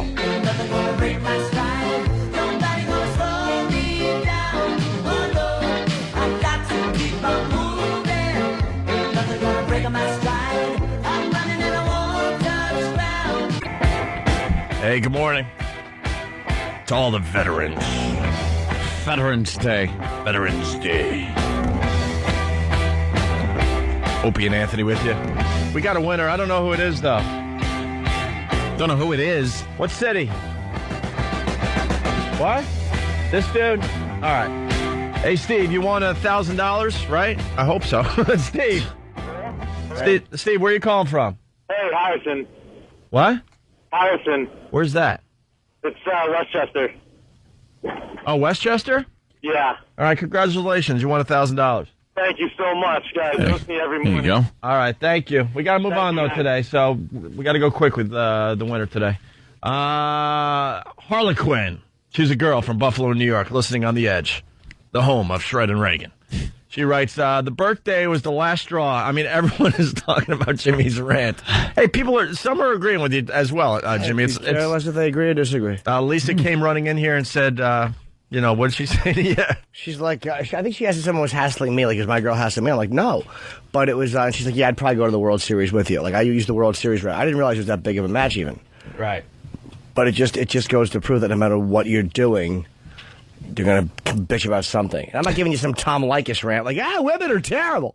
But it's just a fact that no matter how much you do, it's just, there's people talk about being henpecked, and that's why. Yeah. You shut up. Let the prince go. And he's got death threats. Do you know people want to murder this guy? Yeah. Let the guy go watch the game with his friends. I understand he's rich, and it's not just about that. It's the fact that he's going to have security for the rest of his life because people would love to chop his head off because of his country's policies. Let the guy go, watch the game with his friends, and you and your dumb 22nd birthday, go have some cake with your other stupid hens and peck your beaks together. What else doesn't he do? Back. Stupid kvetching hens. God, it's unbelievable. It really, it's kind of... This is going to a deep place. Oh, it drives me nuts. I mean, I did see your point, but now it seems a little more personal, but... No. I could be wrong. No. I think it's good. You want to just... Harlequin writes, the birthday was the last straw for her. She didn't let the fact that he's a prince cloud her judgment. Of course, talking about Prince Harry, his chick broke up with him because he missed her 22nd birthday because he was at the World Rugby Cup match in Paris. Right, okay. If he's blowing her off while they're dating, what's going to happen if they get married? The things he does now marks what he will do later. Yeah. That's what Harlequin is saying in Buffalo. All right, I'm sure Harlequin in Buffalo has a similar lifestyle and experience that this woman and the prince have. I'm sure. Her 22nd birthday, her husband was probably eating wings and then on the toilet for 9 hours and couldn't take her out. That's probably why, because he's an alcoholic. All right, Melanie in Nashville, Tennessee. Melanie, what's up? Brendan Boyd, Hey. he did what every other man in this world would do. Well, every other man that has the balls to do it. Yeah. If I was him, I would have blown her off, too. Look, the bottom line is the birthday is nice. It's nice to go out to dinner. I think that's nice. And my girl's birthday, I'll always take her out to dinner unless I'm like working or something I can't. Yeah. But it's like, this is a guy, I know he's a privileged prince and the royal family sucks, but on the other side, there really is a 24-hour death threat on the dude. And if that's one of the things he likes doing with his friends, leave him, just let him do it. Just shut your mouth. Yeah, I'm sorry. He could have a hot chick at the drop of a dime. Yeah. All right, So I like the fact too. her, get everybody else. I like the fact that she was sulking and he just went out and ran up a $5,000 bar bill. How great is it to know that you kicked and screamed your 22nd birthday and he probably replaced you within an hour? Good. Exactly. He had a Good for you. fantastic game. All right, Melanie, thank you. Let's go to John in Jersey. John, what's up? Hey, what's up, man? Yeah, what's up? I don't think it's the fact that this lady likes to complain. I think it's the fact that she loves it. Dude, you are 100% right. Longer. She doesn't enjoy complaining. She loves complaining. Her complaining and breathing have an equal sign in between them for her. God almighty. I can't even find your calming music today, unfortunately. So we haven't played it in a while. I'm not even upset. Jimmy, you know what? I just want it standing by just in case. Because you never know. You never know. The moment has passed. But where is it? Just in case. And now my nose, I'm starting to get hooked on nose spray again. No, you're not. Because my nose is ruining my life. I can't. Last night, I went to bed 11 o'clock last night. The earliest I've gone to bed in 9 years. Yeah. And, of course, my nose was so congested. So I had to spray again, and now this morning it's itchy and leaky a little bit. So I'm starting to get to that place where I'm going to get hooked on a nose spray again. I remember you were spraying all the time. I want to put a gun on my nose. I don't want to kill myself. I want to shoot my nose and sinus. Is there any way to put a bullet through your sinuses so it clears you out? Well, what are you going to do? You're going to get an operation? I don't know. I hear all these reports. I want to know if I could find who to go to. A guy that's really good and is going to fix my nose. Is he reputable? You might lose that beautiful tone to your voice. A lot of people don't get the nose fixed because they're afraid. There's a lot of singers. Sure, Billy Joel. They don't want to do that, But I think you'd be all right. Yeah. What am I going to talk like this? Who cares? No. And you come out talking like this, hey? I just want my nose. Or like this. You got a beautiful tone, Jimmy. Don't mess it up. My voice is awful anyway. How great would that be? Just to come in with a totally different voice. Sound like Imus. Like, hello, baby. What's up? We got your Feel Good Story. It's Feel Good Story Monday. We try to find just a nice story that we all could just go, ah, and feel good about ourselves because there's just such awfulness in the world out there every day. Yeah. There's nothing but bad news all the time. So we pick one story every Monday. We play it for you, and it's just that feel-good story of the day for this fine Monday. Are you guys ready for the feel-good story for today? Of course. All right, here it is. Wearing nothing but a gown because detectives took his clothes as evidence. Convicted sex offender James Walker is headed back to jail after serving a 7-year sentence. Mr. Walker came underneath that stall, forced him against the wall, held him against his will, forcibly fondled him. Walker's 15-year-old victim stopped to use the bathroom while on his way to school. Oh, Jesus, this guy just lost his mind. You gotta have it. Yeah, the perv switch definitely went off. He's in the bathroom. I need it. There's a stall. There's a young lad right next to me in the next stall. Right there. I can't take it. I got to pin him against the wall. I'm crawling under the stall. I have to. He just lost his mind. After the sexual assault, a grounds crew contacted police, capturing Walker as he attempted to run. What, a grounds crew in between the 7th inning stretch? Yeah. This is what they do when they're not, breaking out the big rake? I didn't know the grounds crew was were able to multitask like this. After the sexual assault, a grounds crew contacted police, capturing Walker as he attempted to run. I wasn't even over there, man. Why are you guys harassing me? Police say Walker had just been released from state prison in April after serving 7 years on a 15-year sentence for sexually molesting yet another child. This evening, though, he's being held without bond in the Blue. Why is he out in 7 years from molesting a child? Now he's being held without bond. Well, they showed him 15-year sentence. He should be in there for 15 years. You rob a bank, you don't get out for 25 years. Anything with property in this stupid country. Yeah. You molest a kid, you're out in 7 years. Yeah, it is. 7 years of a 15-year sentence. You know, the feel good part of that story, of course, is that the guy will now go back to prison. I just came to get something to eat. Yeah, I'm sure you did. Yeah, well. Why don't you take a seat over there? Poor guy. Unbelievable. So this is the second time he couldn't take it. Right. Probably more than that. Perhaps more than that. But he's right back at it again. There's people are like the cases of recurring crimes when it comes to these creatures. It's just like 100%. These guys get out and they go right back to doing what they were doing. Mm-hmm. Why the hell let them out? The sterilization, mandatory sterilization. Yeah, I agree. Just clip, snippy snip, and you're done. But we're a democratic society. Yes, that's cruel and unusual punishment as opposed to ruining a life because of what you did when they were younger.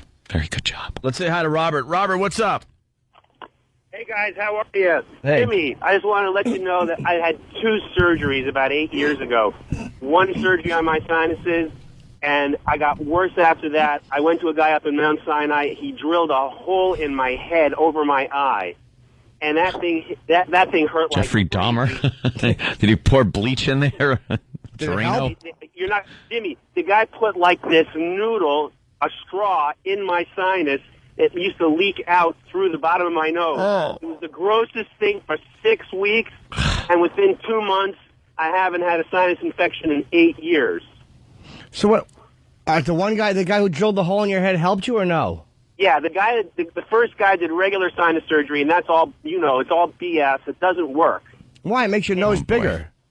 No, I didn't get a nose job. I just got. I mean the passageways inside bigger, so you can breathe better. Yeah, but what happens is, what they don't explain to you is that you end up, some people get scar tissue, and it just made my nose worse within 6 months. Okay. This guy went in there and took care of the scar tissue, and it's really been a lot better. I mean, the guy's a whack job.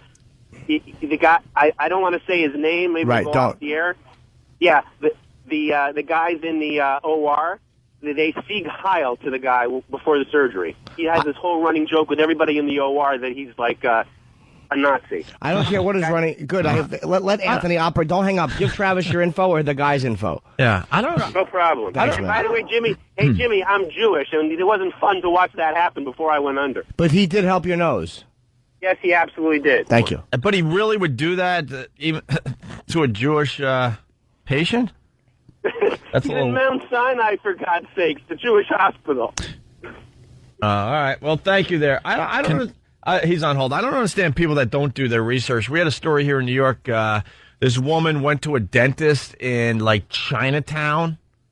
This is a story that was. It's about 2 weeks old now. She went to this dentist in Chinatown. The guy obviously didn't really know what he was doing, and let's just put it this way: she passed out because I guess he gave her too much. I need more details in the story, but basically something went horribly wrong in the dentist chair with the anesthesia, and he just put her out on the sidewalk. Yep. He freaked out. He put her out on the sidewalk and went back inside, hoping that someone would find her. Maybe it'll just go away. Did she end up dying? Yeah, I think she did. I think she might have died on the sidewalk, and the family's like, what the F? And they figured out that, that on her planner or something, she was seeing a dentist that day. And the story goes that something went awfully wrong, and the guy, instead of maybe calling somebody or doing something, he figured it would go away by just putting her out on the sidewalk to die. Hey, did you see the dentist footage? It was on. I saw on the train yesterday on CBS or something. They had that guy that lost his mind and started pushing the woman. Wait, what's this guy. one? This dentist was trying to get into a parking lot, and there was a car blocking. Do you know the full story? His name was Dr. Moody. He was all moody. Yeah, there was a Mercedes apparently, and I can understand how you would get pissed off at this. There was a Mercedes blocking the entrance with the hazard lights on and trunk up to a parking garage. So this Dr. Moody gets out and starts yelling at the guy. It's like, move your goddamn car. And he jumps in the guy's car to try to move it. And shoves him out of the way. So this guy is like yelling at Dr. Moody. Dr. Moody gets out and goes to get into his car to leave. and the guy that owns the Mercedes, his sister or somebody else, a relative, and it's a woman, comes walking up to Dr. Moody and starts giving him a little guff. Dr. Moody just mushes her and pushes her right down on the ground. Well, she touched him to shove him or something. He shoved her hard on the ground. He pushed her so hard she flew back on her ass. And the other guy punched him. The other guy punched Dr. Moody in the face. And Dr. Moody was subsequently arrested. He was a big guy, Dr. Moody, though. Yeah, Dr. Moody. Just a dentist, miserable with his job. Just all angry. Yeah. Dentists are a weird bunch of people. I think they have a very high suicide rate. They absolutely do. I don't think a lot of them are very happy. Well, I think they bring pain to people's lives. So even though in the long run it's good, but I think they bring pain to people's lives and they know it. I think it's the rotting smell of You mouths think that just get to them eventually. That does it? Yeah. Hey, here's the story. Brooklyn dental patient left on curb dies. All right, she was 71. Ooh. She was dumped unconscious on the curb by a bogus Brooklyn dentist. The guy didn't even go all the way in with his education. Yeah, that amazes me. A lot of times these people are practicing medicine, they have nothing.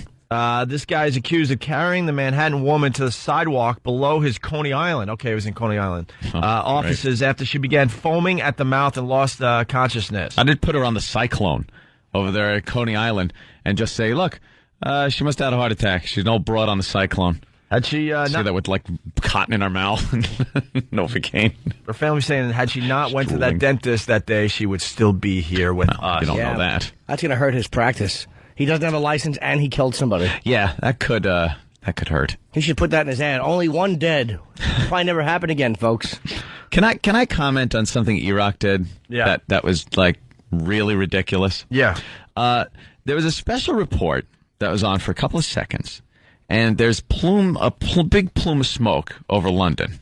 And something happened. They're saying it's not terrorism, by the way. They are? Yeah. I wouldn't know this. You know why? Why? Because E-Rock, in order to because I kind of looked at him like, what is that? To get a better story, better angle on the story, switch to the CW11 News. E-Rock? Why would you go to they're doing morning workout dancing. When the story came on, it was on Good Morning America, and then they flipped back to their interview. Exactly. Who cares about Good? You know where you go when a breaking world story happens? Tell me where you go. Fox News. Or, right. CNN over Fox. CNN over Fox News. By the way. If you want to have a little fun, go to Fox News. If you need... if you want to have a little entertainment to value. know what's going on. Although they're all bad, but... That's where you go. I would say Fox is the worst, CNN is the best, and MSNBC is kind of in the middle. That's how I rate them. But if you want kind of entertainment, then you go to Fox. If you want a little... mapping of Muslim communities supported. Community. Do you support the mapping of Muslim communities? Yes. Yeah, sure. I support that. There's a great article in the Post. Where's that? That's the one in England. Is that England? Yeah. See, E-Rock, look, I'm watching a burning England there. I'm watching England burn. And on Fox 5 News, Intel to unveil a chip for improving internet video quality. Interesting story. I like it, but I kind of wanted to know about that. And the CW11 is the last resort. Yeah, I swear to God, if I saw Russian MiGs flying out the window bombing our building, I wouldn't go there if every other station was off the air. That put the point across how I wouldn't ever go there. All right, go to the local channels. I want to see how they're reporting the London story there. Local. Here we go. Yep. Like local is 2, 4, 7, 9, 11. Do you watch television, E-Rock? Why? Well, we don't need HD. We don't need HD. Info. Well, Channel 4 is doing shadow traffic. Channel 2 is a humidifier ad. Yep. Let's see, where else? Channel 7 is... 7th is traffic. Oh, yeah, traffic. And Channel 11 is have fun out there. And Channel 7 is a fat weatherman. And Channel 9, nothing. Channel 9 is actually doing sitcoms. They don't even do... CNN has England burning. Yeah. All right. Well, nobody cares. That's all. I just wanted to know. That's all. Let's see if it might be some of that there, what you call terrorism. Let's go to Mike in Pittstown. Hey. Where's Pittstown? Huntington County. Hey. Oh, yeah. So what do you got? My old dentist went to jail for shooting his ex-wife who worked in the office. His name was Dr. Rambo. No. Yeah. Draw first blood. So he shot his wife? His ex-wife still worked in the office, and I guess they had an argument. And he's doing some time. Dr. Rambo. Wow. How do you figure out in your mind that, this is going to take care of the problem? It's just a moment of rage, I think. And you don't just care. snap? Yeah, believe me, I get it. Right. Yeah. Oh boy, do I. Oh boy. You got it. Oh, no. What happened? Nothing, actually. I'm actually in a really good place. How were your pancakes? What pancakes? You like pancakes on Sunday. I do. I didn't have any. I was on a train coming home. No pancakes. That's why. That's why you're a little edgy. No, we had fun yesterday. I went out from Mexico. Did she boo you? Boo. Boo. Boo. Joke. Boo. No, she didn't boo me at all. All right. We had a wonderful evening. And we had sex, which I did okay at. Oh, you were okay this time? I said okay, not good. Oh, okay. If it was Rotten Tomatoes, like, what percentage? Good. 3. 3% good? Yeah, it's an improvement.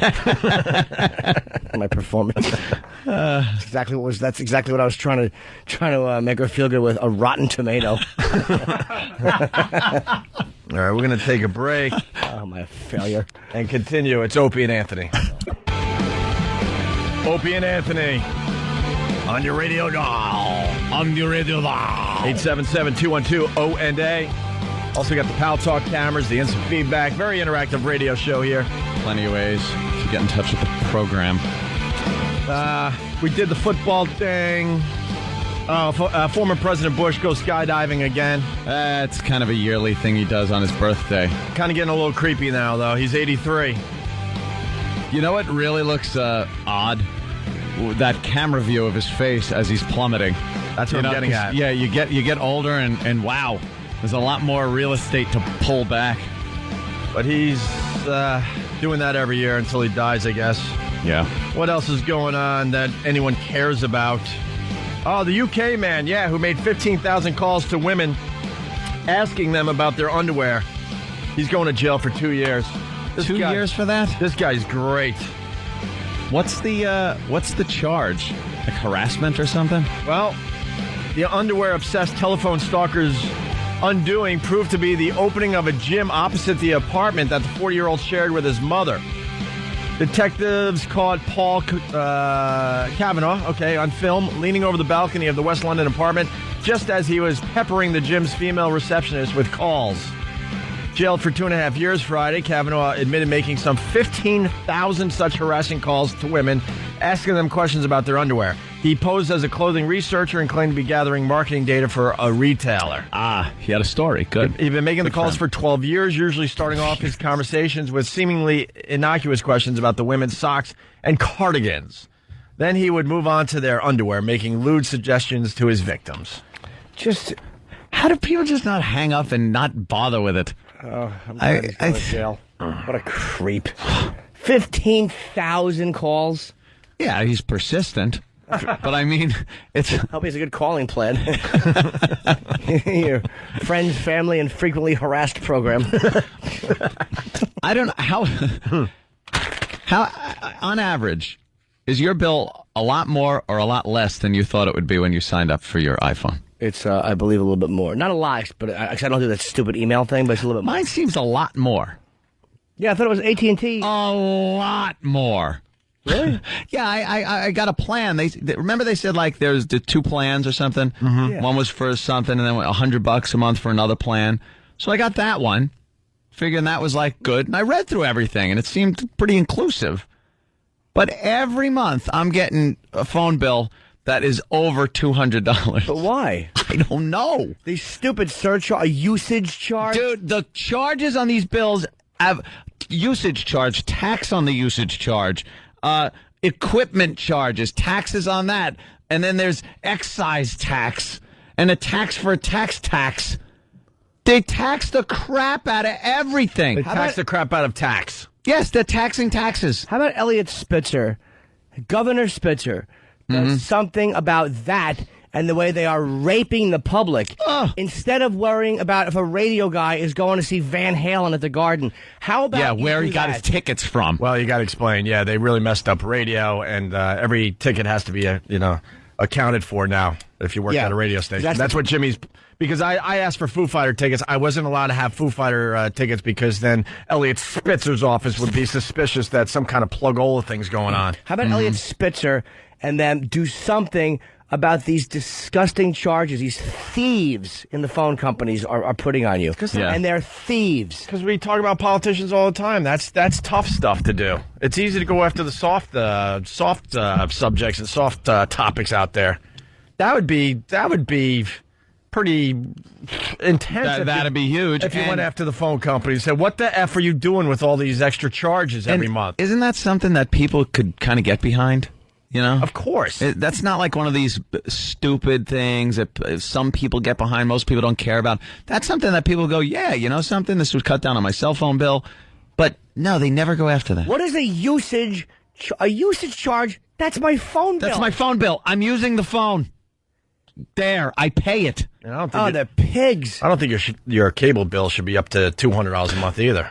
What is that about? Well, there's no hidden charges in that, I don't think. Like, at least I haven't seen any. When I get a huge cable bill, I look and it's, I get all the channels and movies and stuff like that. Oh, I think it's way too expensive. It's way too expensive. It's ridiculous. They pretty much got you by the right there. Yeah. But the phone thing is this: you read through your phone bill, you have no clue what those charges are, and there's no explanation for them.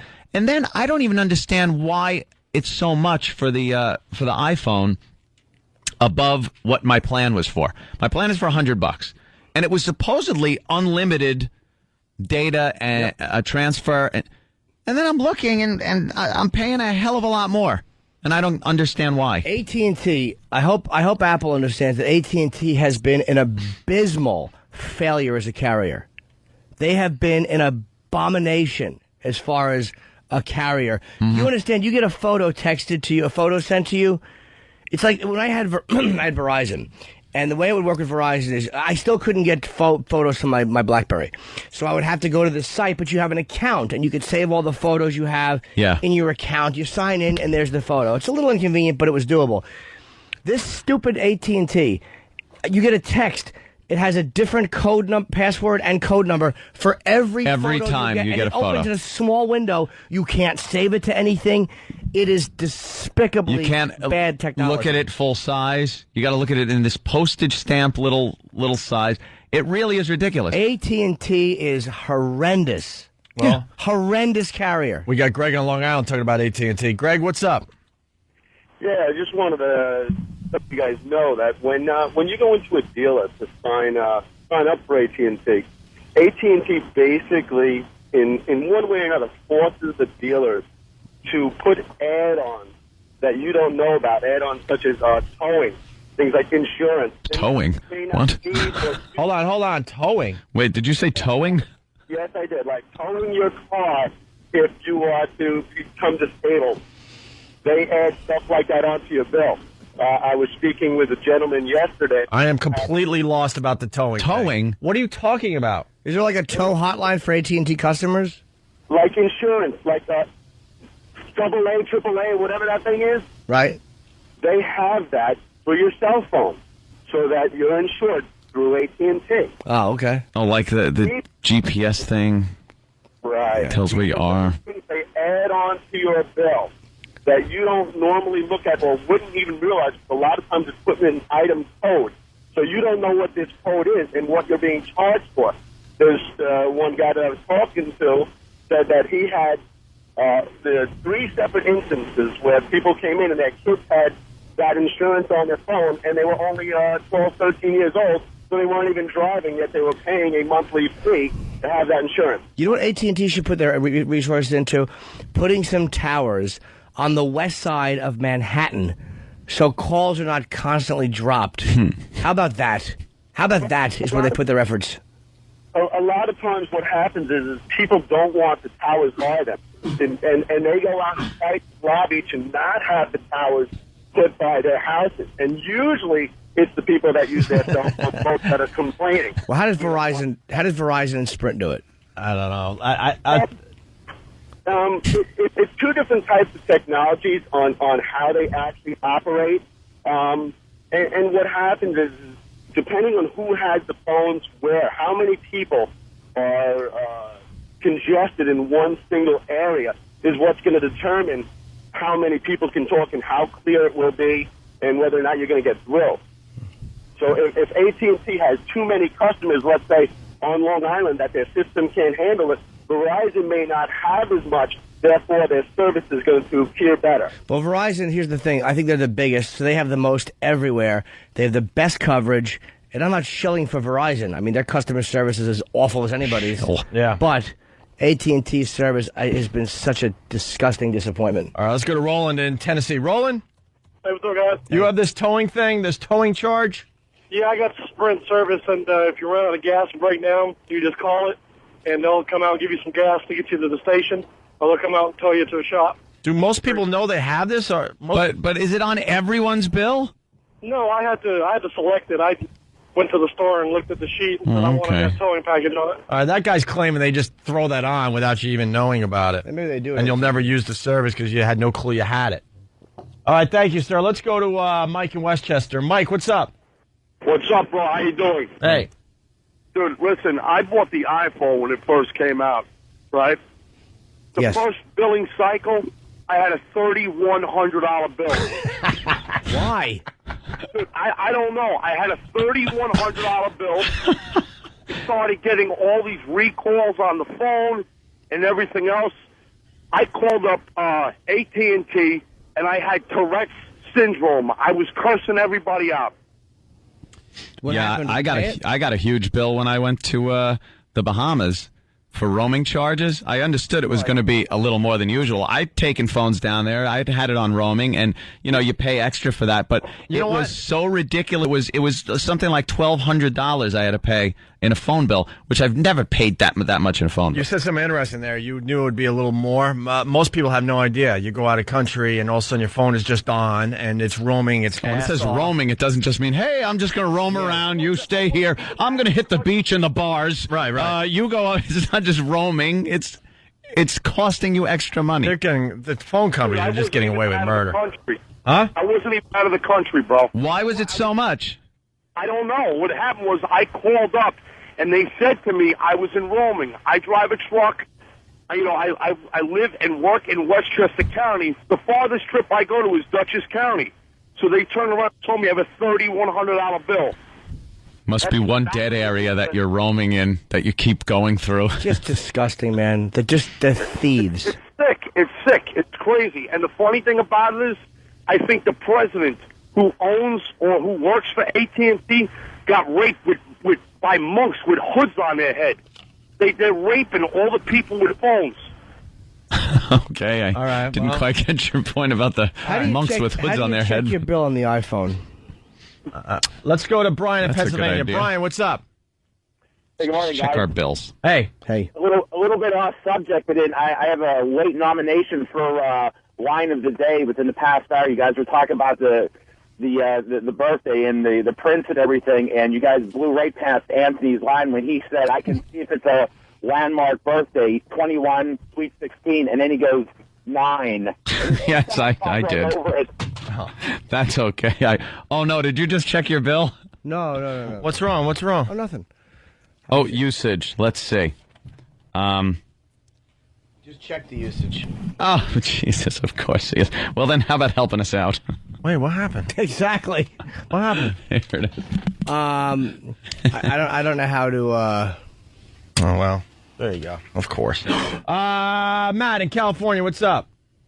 What's up, boy? Hey. Hey, I was just calling. A caller earlier said, talking about insurance on your phone bill and said something about a 13-year-old that wasn't even driving. It's not car insurance. It's insurance on your phone. If you break it, you call them and they send you a new one. I know, but I think they send you a used one. All the phone companies have that, and you'll get a refurbished. That's the word they'll use, refurbished. Refurbished. That's used. Like it's furbished again.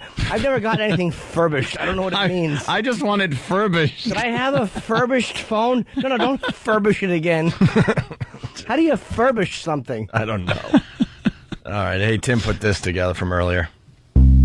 Anthony Cumia's seminar for a greener planet. I completely believe in global warming now, and we have to do something about this because we're doomed. Recycle. Join Anthony in his fight for a cleaner world. A second ice age coming if we don't watch out. Anthony Cumia's seminar for a greener planet. The ice caps are melting, Opie. The ice caps. 10 years, Europe can be frozen. Armageddon is right around the corner in your lifetime. Make the world a better tomorrow for your children and your children's children. I'd say by the day after tomorrow, we're pretty much done. The Anthony Cumia Seminar for a Greener Planet on the Opie and Anthony Show.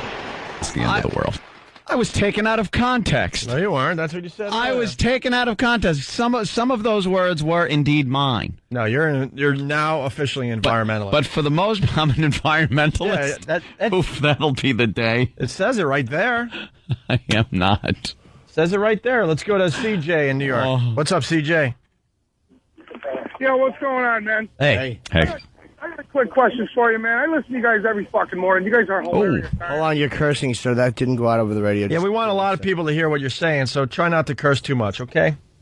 Not a problem. All right, go ahead, CJ. Guys, every morning, you guys are hilarious. I caught Jimmy Norton's Monster Rain on HBO. That guy, I don't know, he had me falling over, you know? Thank you. But everybody's whining and moaning about these cell phone chargers, but you get these people that run around and all they do is talk on their damn cell phone all the time. We're not, sir, hold on. We're not complaining about being charged to use the phone. And this is not just AT&T. Every company does it. I had it with Verizon, too. There's these, and now we talk about hidden charges. They find reasons just to continually raping you. They can't just be square with you as a consumer. Oh, they anally violate you every time you turn around. They get you coming and they get you going. But you need the you want the service. It's a convenience factor, you know, because nobody can use their home phone. Yes, you're right. Again, I'm not complaining about the service. What I'm complaining about is when they put on charges like a usage charge and a tax and this and that and this that you're not supposed to have to pay. That's my complaint. They tax you on the tax. You actually get they tax you on your tax that they charge you on your damn phone. You know, the tax is $11.27. Well, you got to tack on another 70 cents because $11.27 equals 70 cents in tax. But it seems to me, Governor Pataki, he don't care about that. He has no stake in that. It's the gas prices that he cares about. Governor Pataki. Governor Pataki. CJ, I'm calling from another time. This is fascinating. CJ, when are you going to get to you want to say who gives a ass gas prices are worse? That's right. Gas prices need to be adjusted. Yes, they do, but they're not mutually exclusive. Adjusted. Yeah, maybe we could just adjust them. Okay, $10 a barrel. You can do both of these things. You don't have to make a decision. Gas or cell phones, folks, it's up to you. Why? Pick and choose. If you were on a desert island, here it is. My current balance. Last payment received, $215. Current balance, and this, I'm not even closed yet, $200.39. For what? This is over $400 for 2 months of service. Dude, I don't know. I don't know. I have to call and ask questions. But calling is a pain in the ass, too. Any type of customer service you got to deal with. They got it all figured out. You have to call to find out the answers, but we all know that's just no one calls. Nightmare, so just continue.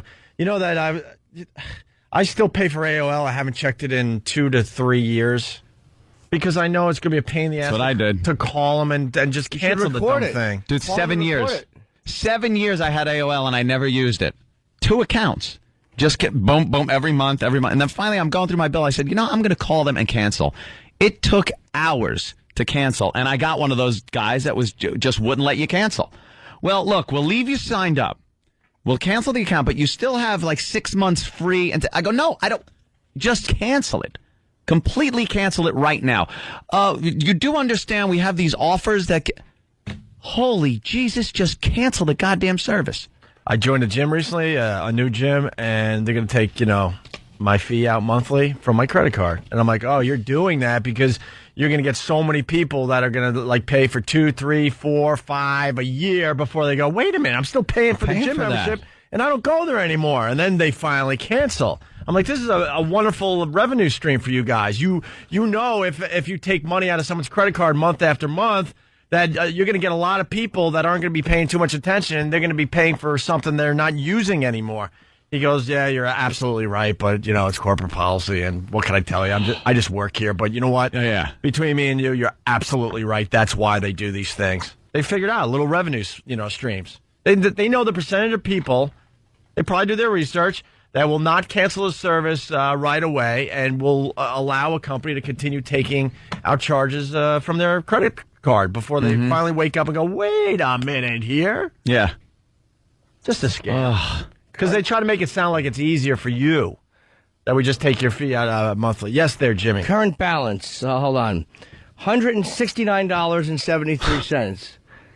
And I'm supposed to have the $100 plan too, right? Yeah.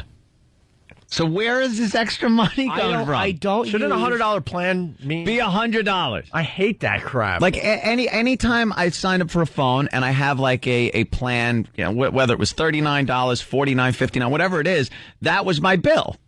So I really never went over anything. I always signed up for the whatever I could unlimited, whether it's data transfer or whatever. Yeah. And I'm noticing that I'm paying twice what I'm supposed to be paying, at least. Is it $100? Now, I saw a $40 thing, too.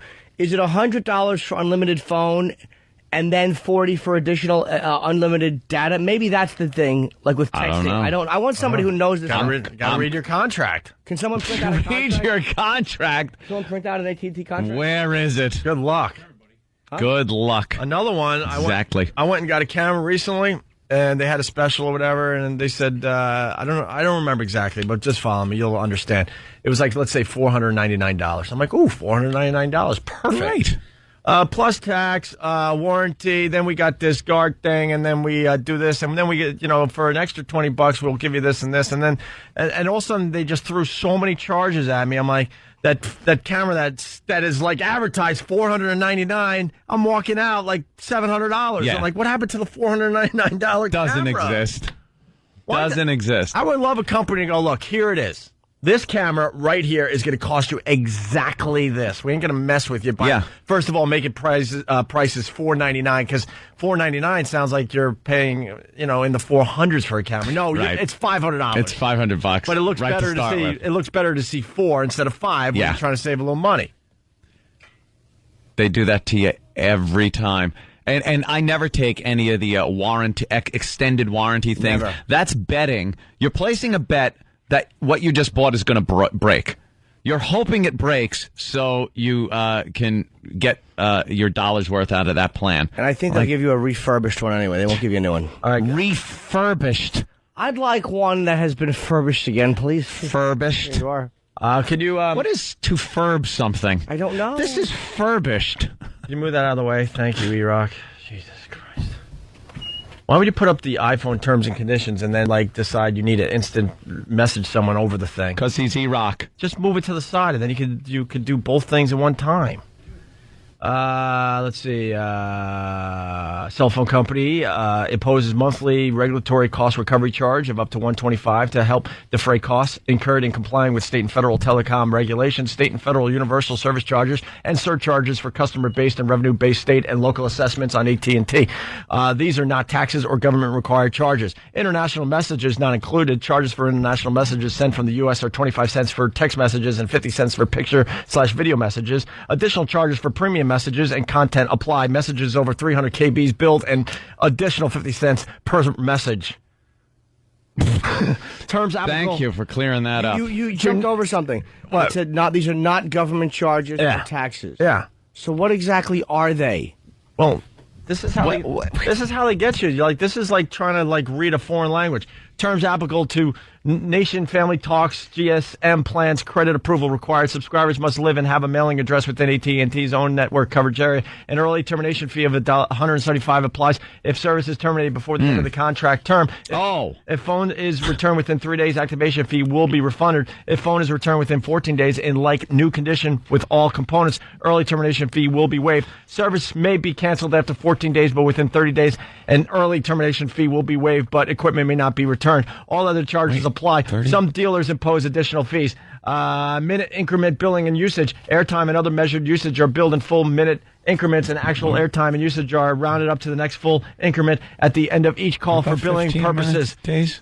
Charges a full phone company charges a full minute increment of usage for every fraction of the last minute used to each on each wireless call. I mean, some of this you pick up, but most of this is like your brain starts to explode. Minutes will be depleted according to usage in the following order: night and weekend minutes, mobile to mobile minutes, anytime minutes, and rollover minutes. Calls placed on networks served by other carriers may take longer to be processed, and billing for these calls may be delayed. Those minutes will be applied again against your anytime monthly minutes in the month in which the calls appear on your bill. Unanswered outgoing calls for 30 seconds or longer incur airtime. You may obtain usage information by calling customer service or using one of our automated systems. Pricing, taxes, no proration.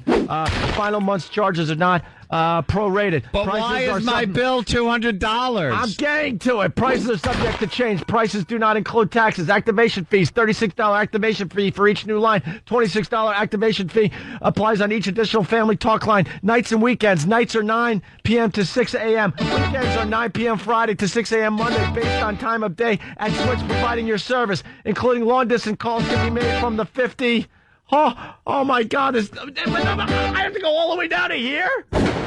This is like 20 pages. Distance calls can be made from the 50 United States, Puerto Rico, and U.S. Virgin Islands to the 50 United States, Puerto Rico, U.S. Virgin Islands, Guam, and Northern Mariana That's terrible. Islands. I'm sorry. Roaming charges do not apply when roaming within the service area of land-based networks of the 50 United States, Puerto Rico, and U.S. Virgin Islands. International long-distance rates vary. Additional charges apply to services used outside the land borders of the U.S., Puerto Rico, and U.S. Virgin Islands. Unlimited voice services. Unlimited voice services are provided solely for live dialogue between two individuals. Unlimited voice services may not be used for conferencing, calling, call forwarding, monitoring services, data transmissions of broadcast, transmission of recorded material, or other connections which do not consist of uninterrupted live dialogue between two individuals. If AT&T finds that you are using an unlimited voice service offering for other than live dialogue between two individuals, the company may, at its option, terminate your service or charge your plan to one with no unlimited usage comments.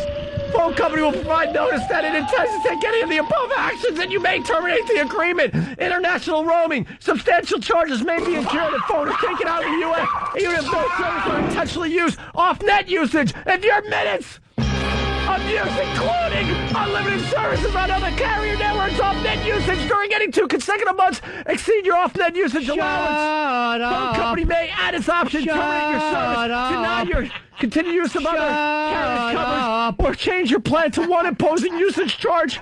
For off-net usage, your off-net usage allowance is equal to the lesser of 750 minutes or 40% of the anytime minutes included with your plan. Phone company will provide notice if it intends to take any of the above actions, and you may terminate the agreement. Caller ID blocking. Your billing name may be displayed along with your wireless numbers on outbound calls to other wireless and landline phones with caller ID capability. Contact customer service for information. I'm blocking the display of your name. You may be charged for both an incoming and an outgoing call when incoming calls. Can you dig that? Are routed to voicemail even if no message is left. See wireless service agreement for additional conditions and restrictions. Family talk.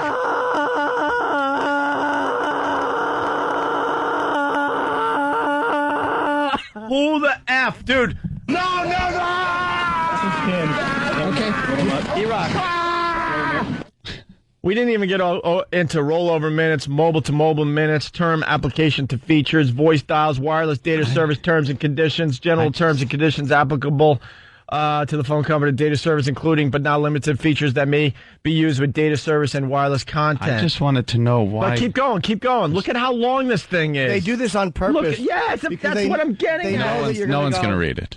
Who cares? They know that, to me, if you unravel this, you can probably have charges knocked off, but they know that you're not going to because it's only a few bucks a month. But do that, times 5 million customers, and you make a lot of money. I'm just going to have to call and ask, Wait. Go to the top of this. I know this is a visual, but maybe we'll try to, all the way to the top. Okay, we're on the internet. Watch this scroll by. Who the F is going to read this and understand, like, a part of this? Teeny tiny text. Keep going. E-Rock's been scrolling the whole time. Still scrolling. It's like a mortgage. Scrolling. Yeah. It would honestly, it would probably take me a minimum of a half hour to read this whole thing at fast speed on the radio. Minimum. Can we have probably longer. A word count? Do you know you can put that in a Word document? I'd love to see how many words that contract is. Well, look at the bottom of this thing. Hold on. Go to the bottom. Go to the bottom again. A little further up. I just saw something. Pooled Data Connect plans. That might be it. And then they talk about additional kilobyte charge. See, that's the problem. Additional kilobyte charge. Do you know what a CRU is? Yeah, I do. That's right. What's a CRU? I was married to one. I don't know, but I know what that first word is. All right, there you go. Foundation account. Do you know what a foundation account is? Sure. You do? What is it, Jimmy? That's when the foundation decides that they need to make calls, they get an account. Yeah. All right. Of course, the account upon which other accounts are built. Well, let's not forget, guys. CRU. Here, go to this down here. Upon which. All right, don't forget, too, by the way, CRUs on pool plans and CRUs participating in a Legacy Pool Data Connect plan pool created prior to February 17, 2006. Legacy pool cannot be in the same pool, but can be within the same fan. It has to do with pools. End users on non-pooling plans may be included in the same fan as CRUs on pool plans. However, these non-pooling end users will not receive the pooling benefits or contribute included usage to a pool. I don't know what that even means. I rest my case, Judge. People are asking, is the pool heated?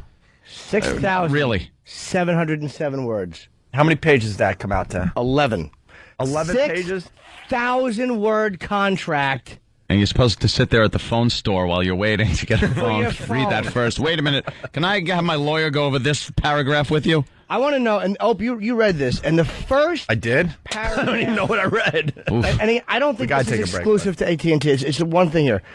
AT&T, and again, this may be Verizon and all of them, also imposes a monthly regulatory cost recovery charge up to $1.25 to help defray. What does defray mean exactly? It's like defer. Only fraying. Defray means recapture costs incurred in complying with state and federal telecom regulations, state and federal universal service charges, and surcharge for customer-based and revenue-based state and local assessments onto AT&T. Like, they're just... So in other words, it's like we have to pay this, but we don't want to, so you're paying it. That's pretty much what that means. I would love to do that. Look, I'm going to have to charge you more. Because I got like bills to pay. All right, listen, we got to take a break. We went real late. We should talk about contracts in general after the break. Yes. They got to make contracts easy so we can start reading lawyers again, need instead of just sign here, sign here, sign here, sign here. It's Opie and Anthony. Hi, this is Adam Ferrara. Where am I going to be? Well, I will tell you. November 14th through the 18th, I will be at Hilarities in Cleveland, Ohio. For tickets, call 216-736-4242. 216-736-4242.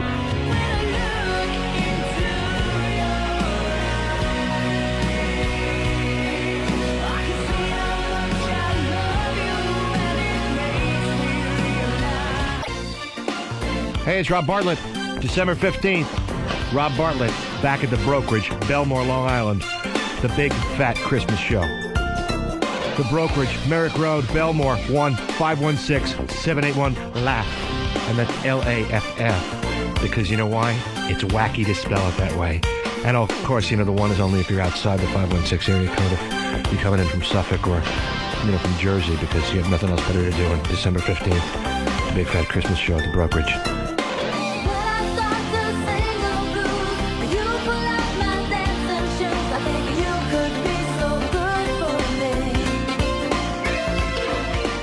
Opie and Anthony.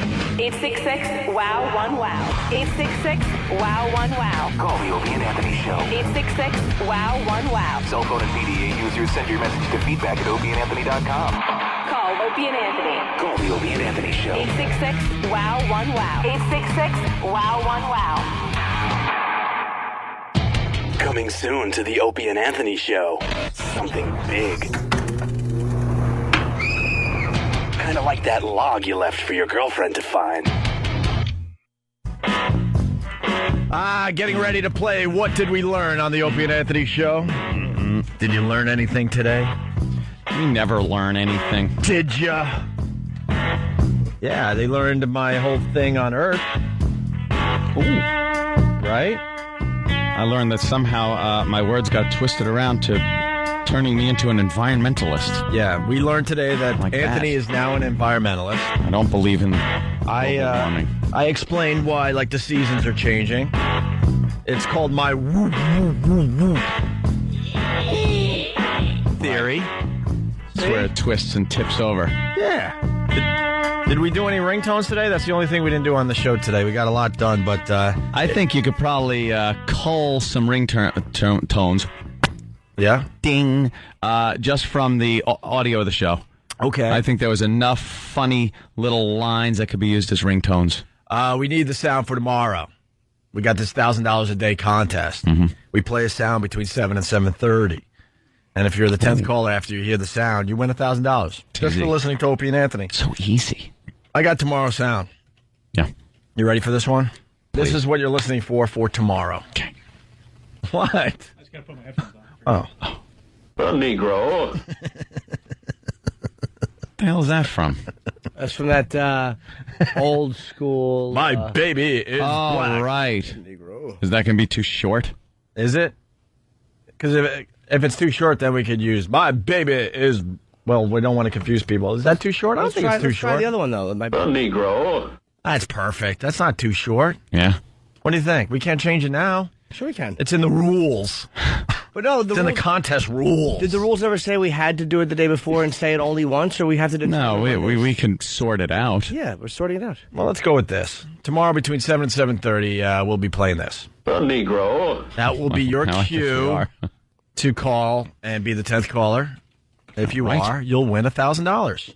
By the way, all these sounds are on ONDARadio.com. Just in case maybe you can't linger longer and you don't pick up on the sound, you could just go over to ONDARadio.com. It's listed pretty much right there on the top left, I believe.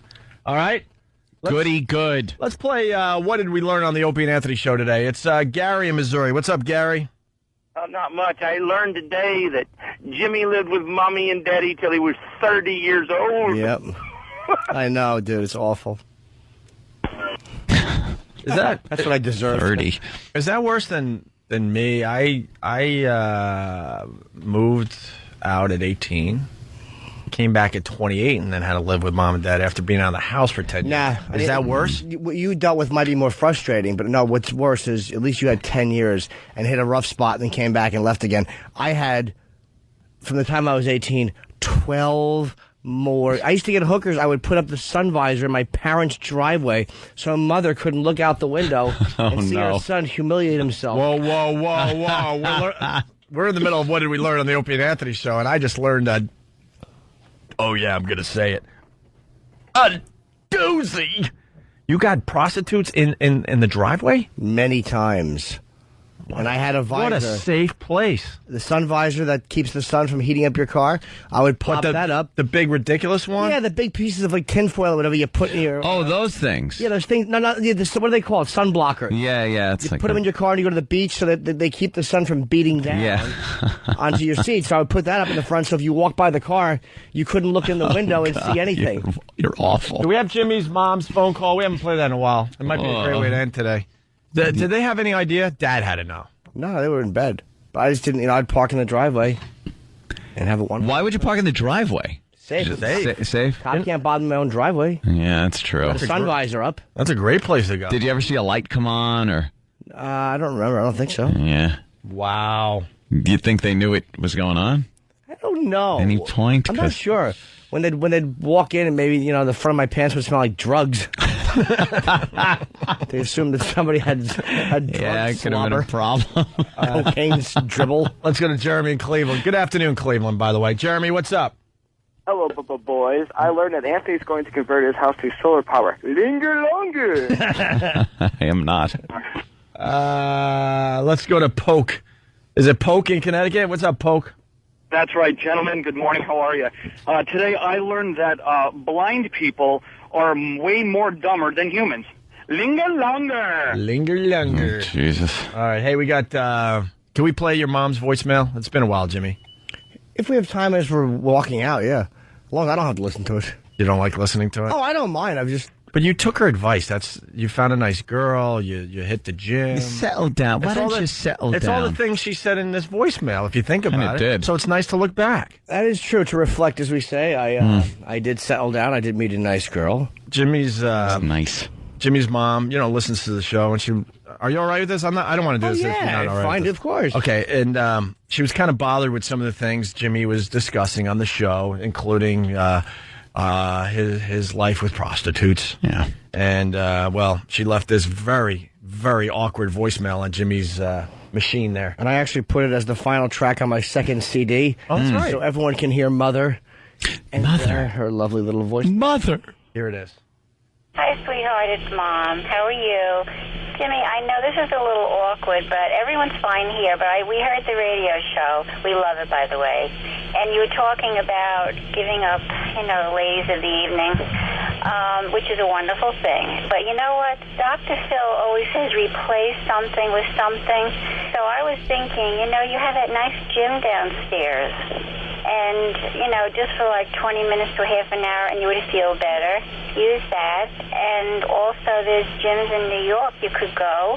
You could exercise, and you would feel a whole lot better. You'd lose a little weight, you'd tone up, and you relieve, tension and stuff, and you'd be meeting other people. I don't know, honey. I just thought it might be a good thing. I'm sorry. I'm interfering, I know. I'm thinking of you. Nobody knows I'm calling. So don't get offended or think I'm strange, but I am a mother, and I worry about you. You're doing so well. Everything's falling into place. This might be just one of the, the health thing. It would help you, sweetheart. Well, anyway, that's it. I'm not going to go on and on. I know it's not my business. But anyway, I love you, and I feel I can interfere because I'm your mother. I'm taking special license. But anyway, we're looking forward to seeing you at Christmas, and I really hope you can make it. And anyway, don't be mad at me, okay, sweetie? I love you. Talk to you soon. Bye-bye. It's my favorite part. Don't be mad at me. Like Jimmy just goes over there. Why did you say this? I want to be mad. Start punching her. Did she read your book?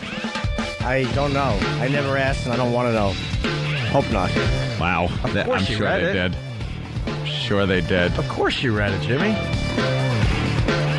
Oh, I thought there was something going on over there, no? Okay. All right, guys. That's where we'll leave today's show. Yar. Hope you had a good time. We did. Yeah. We're going to go over to another joint now. And the festivities continue. We're going to go curse. And if you're not joining us, well, have a good day.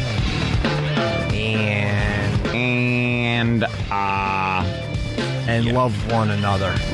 As you would have. Screw it. And don't forget that Anthony is now an environmentalist. Congratulations for going green, Ant. I'm going green. Congratulations. See you tomorrow. All right, man. Bye. The Opie and Anthony Show. Opie and Anthony.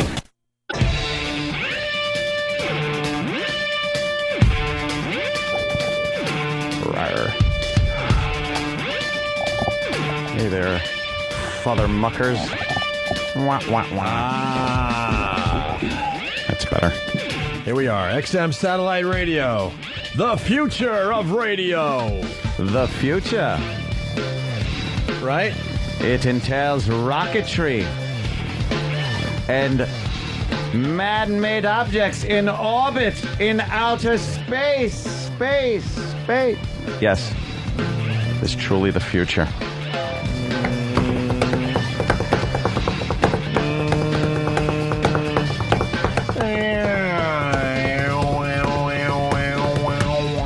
All right.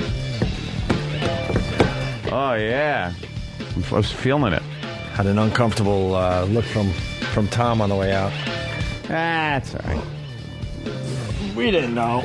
In the end, we didn't know. I'm sorry. I'm sorry for everything. All right, what are we doing over here today? Well, somebody brought up Atlantic City. No, we didn't. They did. The Borgata. I hear there's going to be a very funny comic. I wasn't even going to talk about that. There. Who cares? January 18th and 19th? It's irrelevant. My Borgata shows mean nothing. Forget them. All right, good. Just forget them. But Martin Luther King's birthday I wanted to discuss. That happens to be the weekend I'm going to be there. And I think it's important that we discuss the great Dr. King. Yes. Happy birthday. Today?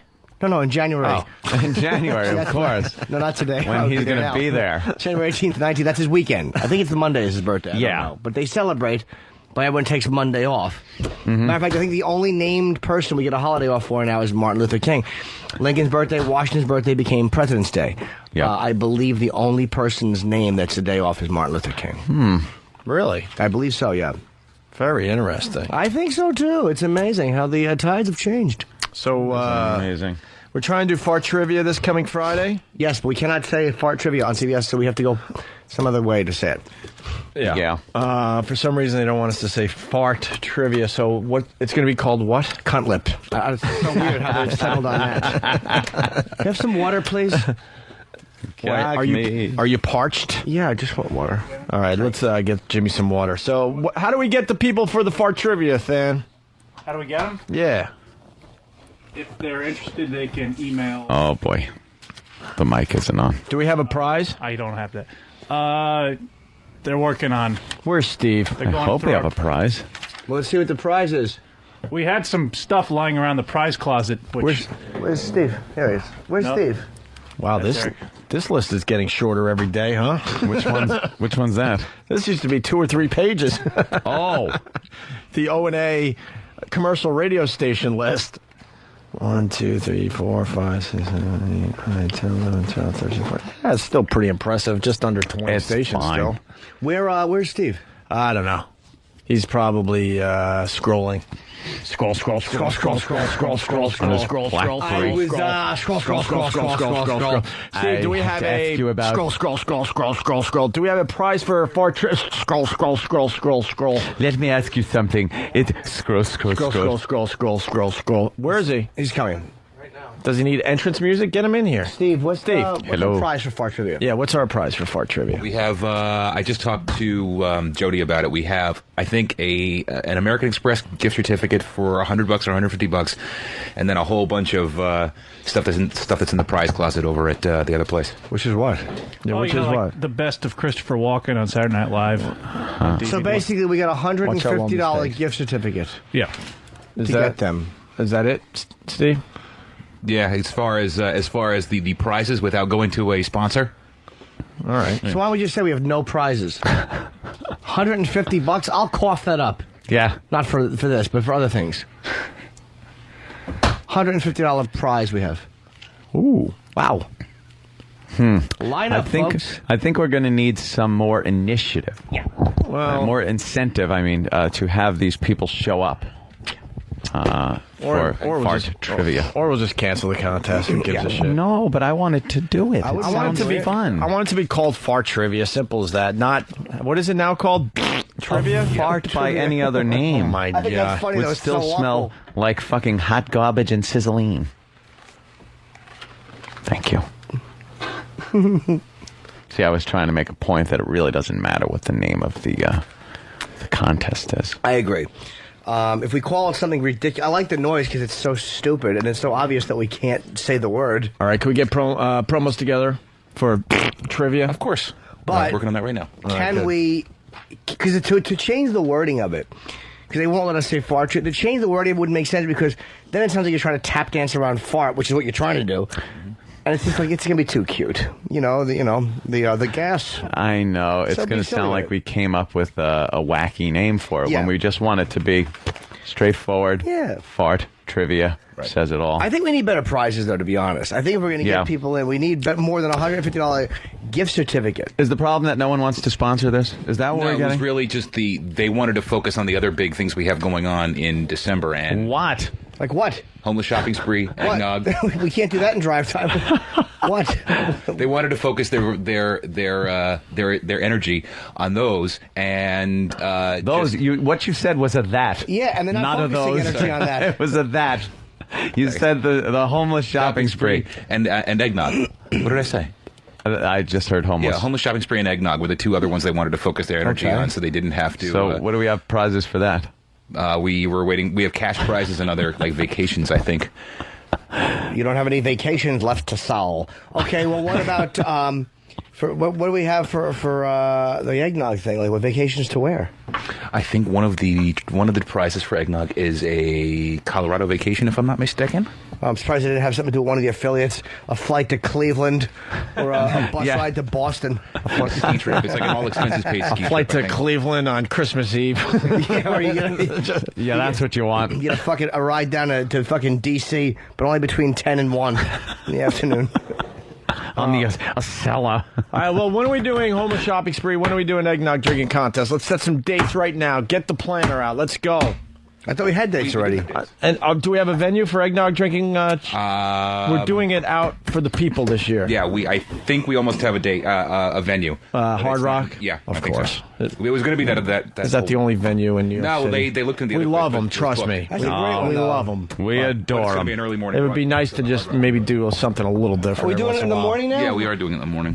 Why? Is it going to be harder to get people there in the morning? No, not for eggnog drinking Oh, challenge. eggnog. I'm sorry. Eggnog. I'm These thinking about fuckers the, are going to come out of the woodwork to No, see no, the I eggnog was- drinking contest I was live. thinking about the homeless No, shopping homeless spree. that's a whole other. No, because we can only get 500, 600 people at the Hard Rock. Then we'll fill that up nice and early. We did when we broadcast live in Philly at that venue. They were lined up around the freaking corner at 4:30 in the morning, 5 o'clock in the morning. So we'll be fine. That's easy. Homeless shopping spree. We're going to do on a Saturday, On a Saturday. like we did last year. mhm. Do we have a date for that? We're looking at December 15th. December 15th. Homeless shopping spree. All right, we got to start talking to the homeless guys. And eggnog drinking contest is usually like right after freaking Thanksgiving. So It's we're looking at the 7th, I think. It's a Friday. Yes. November 7th. December 7th. I mean December 7th. Yeah. That's what I meant. Obviously. What Okay. is that for? Eggnog. Eggnog? Great. Just trying to figure it out. Why? Don't know. Just wondering. All right. And we'll start promoting it. So we got to start getting people that want in on the eggnog drinking contest. Is Pat from Menaki showing up again this year? Yes, he is. The current champion? What else does he really have to do? It's his day, really. It's Pat Menaki Day. It's not Who are you cleaning. kidding? We want some real competitors this year. Are we getting dude from Nathan's that won this year? Remember he wanted in? Joey Chestnut? Right. That's the thing. Is he part of that IFOC thing? Scroll. No, I am actually getting emails. It's not a nervous reaction. Maybe I have an email from Joey. What a coincidence this would be. Scroll. All right. Anyway. Scroll. Is Joey, what's his name, part of the IFOC? I have to find that out. What's that? That's that competitive that? eating organization that wants money if we bring them into it. What? Yeah, I told you this months ago. How much do they want? You know what? I'm starting. $150 gift certificate. Yeah, exactly. If you involve any of those competitive Don't they eaters. tell them? Don't they want the marketing? Joey go back to 'em. Chestnut, there would be great exposure for their dumb eating organization. So when they're when they have their so when they're having their matzo ball eating contest, somebody will give a shit. I'll ask him. Because they have all these. Still wouldn't give a shit, I bet. Yeah, but they have all these eating competitions. The one everyone knows is the hot dog, but they eat everything. Right. They have. They have. Well, they events all should over the eat place. some crow. That'll show them. Ladies and gentlemen. You told them. A piece of humble pie, perhaps. Ladies and gentlemen. Their foot. The current eggnog drinking champion. Hi, guys. Pat from Menaki. Pat. Hello, people. Hi, Pat. Will you be defending your title this year? I wouldn't miss it for the world. We haven't seen you in a while, Pat. Yeah, I've been kind of busy Really? in my pit of despair. What's the matter? Oh, nothing. Nah, just nothing. Uh-oh. What's the problem All right, now? Pat. What's Come up? on, Pat. What's up? Nah, it works. Work's been. I've been. My vehicle's kind of sucks, and Oh, no. I've been- Still or again? still. No, well, actually, the van I had that was taken away. The new van I had, well, the recently purchased, as I like to call it, is a bigger money pit than the old one. So I'm just kind of. The more deliveries I do, the more it costs to keep it running. And he runs a delivery company, so he needs that. Yeah. And then he doesn't really. I'm getting by. I just. I'm getting by. Things will be all right. We want you to do better than get by, though, Pat. Things Keep are a good looking up. spirit. Why don't we get you into a real moving company or something that will give you a real Yeah. nice vanner? You ever think of working for someone else? Working for the man? Ugh. No, I kind huh? of like my freedom. I'm an independent contractor. Yeah, but how do you Freedom. get your calls? on my, I got a Nextel radio. They just call. I let them know I'm available, and then they, hey, we got some work for you. And how many hours a week do you work there, Pat? I put in a good 8-hour day. So when I'm like listening to a show and I'm lingering longer in the morning, right? I'll work later at night. I picked up at the Hard Rock last Friday night, like 10 o'clock at night. There was something I had to come back to Jersey. They're doing some kind of event, and I had to pick up like lighting equipment. Ah, Yeah. All right. So you're in. Eggnog drinking challenge is going down. You're in. December 7th, which is a Friday. Eggnog. I think we're talking, what, 4 weeks away at this point? I'm in training. Oh, and my eating organization, Yeah. they stink. Wow. They had a tournament that they have, and they usually have the top people, and they build it as having the top 16 eaters, and I'm ranked 16th, and they skipped right over me. Why? Because I'm being discriminated against, because I'm fat. I'm like the last fat guy in the organization. Oh, they're trying to show that these are thin guys and They're athletes trying to show that now? they're athletes. Stop Yeah, it. they said it was something that was aired on Spike, and then they said, oh, we tried to get you in, but it was all Spike. And then the next event they had that was an invitational, they did the same thing. Well, how is it all Spike? If they're the eating organization, how does Spike TV make... Because the producers and whatnot, they approved that's their story. But I ain't buying it. Well, then who's discriminating against you? People at Spike because they want fucking athletes? Yeah, people who look like athletes anyway. But maybe I'm ranked 16th, and they build it as the top 16 eaters in the world. Pat, maybe they just didn't notice. Sure wasn't 15. It's more of a round Yeah, number. what is it, top 16? I Why never heard of- 16? What do they have to gain by like making sure you're not in on that? Maybe it was just because they're trying to get characters. You're the biggest character. Well, he's fat. You do that fat waddle when they call your name at the Nathan. You could be the goofy guy. Yeah. Hey, well, why don't we get somebody from the eating organization on the phone, Pat? I would like to straighten this out. Of course. Me too. Well, can you call one of these people? Yeah, sure. Well said. Hey, Pat, you want to drink like sugar-free eggnog this year so we don't risk you losing a toe? I got 9 left. Still has I got 9 spare after. toes. How many eggnog challenges have we done? All right, Pat, hold on the line Guy's for a a second. trooper. He Yeah, knows how to Pat, puke it up. Pat said he will be defending his title this year. It looks like December 7th is the official date. Tony in Philly, what's up? What's up? I was wondering when that contest is starting, so I want to sign up. December 7th. You think you can handle it? I've been practicing, actually. Did 60 shots the other night. Everyone's so cocky. Did you really do 60? Yeah, been practicing. Yeah, 60. It's double shots, right? Double shots. Double shots. Yep, so it was 30 regular shots, so it's 60. But that was just the first night of messing around, so. So what? You just sat around with your friends and said, I got to try this? Well, they did Jaeger bombs. You did 60 Jaeger bombs? Stop. No. They just did regular Jaeger bombs, like just hanging out. Oh, they were hanging out watching you just do double shots eggnog every minute? Yep, sitting around watching Fargo. We were bored. Okay. Well, What's wrong with that? Should this guy just be in? Yeah. Unless You know, want him to Tony, prove himself. are you serious? You really did 60? Yeah. All right, you know what? You're in. It was that easy for you. It's not going to be that easy for everybody else. But Tony and Philly, hold on the line. You are a contestant in the eggnog drinking challenge this year. All right? Sounds good. All right, hold on the line. Pat. Pat died. Pat. Oh, boy, Pat died. Pat? Yeah, he's dead. Yo, Pat. All right, he's gone. He was dead. Pay my phone bill. Let's go to Matt in Queens. Matt, what's up? Hey, what's going on, guys? Hey. Hey, guys. I went to Jimmy and Bill Burr's shows this weekend. Yeah. So, first off, it was awesome weekend, 2 free shows, but both of them killed, especially Jimmy. Thank you. And I want to say to you guys, it's really cool that both Jimmy and Oak can be down to earth and, talk to normal people, even the guys that are real fancy people.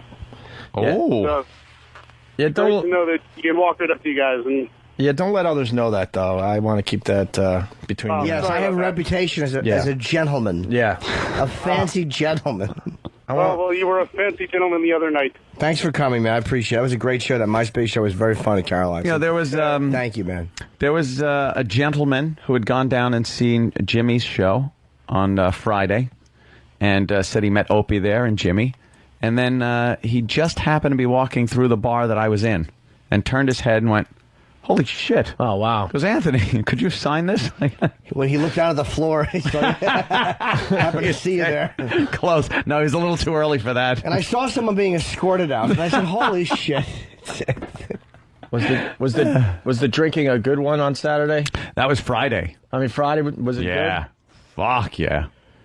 Guinness and Jägermeister. Breakfast of fucking champions, my friend. Yeah? Than was there for a little bit. How'd you do, Than? Oh, good. Wasn't that good? Well, I stopped at 2 because I had a radio show the next day. So. That's true. And you were being responsible. That was true. He said he had a radio show to do. How did that work out? The big Than, Sam, Ron and Fez High guys. Society radio off. Oh, we pwned. Did you? Oh, yeah. And this was determined... Between me and Sam. I thought so. You guys did good? Yeah. How'd they do? Just stunk up the joint? Yeah, you know, they tried hard. Really hard. A for effort. Was it good or no? I don't know. I went to bed. They came on after us, so. Well, did you hear any of the Bronx Johnny and who's the other guy, Pepper Show? Yeah. Sam, did you hear any of that? Well, I heard like the first hour because I was driving home. Mm-hmm. And they spent a lot of time talking about us. Well, naturally. They didn't have. And I guess I read the message boards, and the highlight of their show was that Jay Moore called in. Oh, yeah? Oh, Jay called in? So they had a celebrity. Who was your big celebrity? We don't need celebrities. We are the celebrities. Oh, boy. That's what some would say if they felt slighted. You guys are celebrities. Yeah. You're celebrities in your own right. They had Jay Moore. Who was the biggest celebrity that called your show? There had to be somebody. Struff.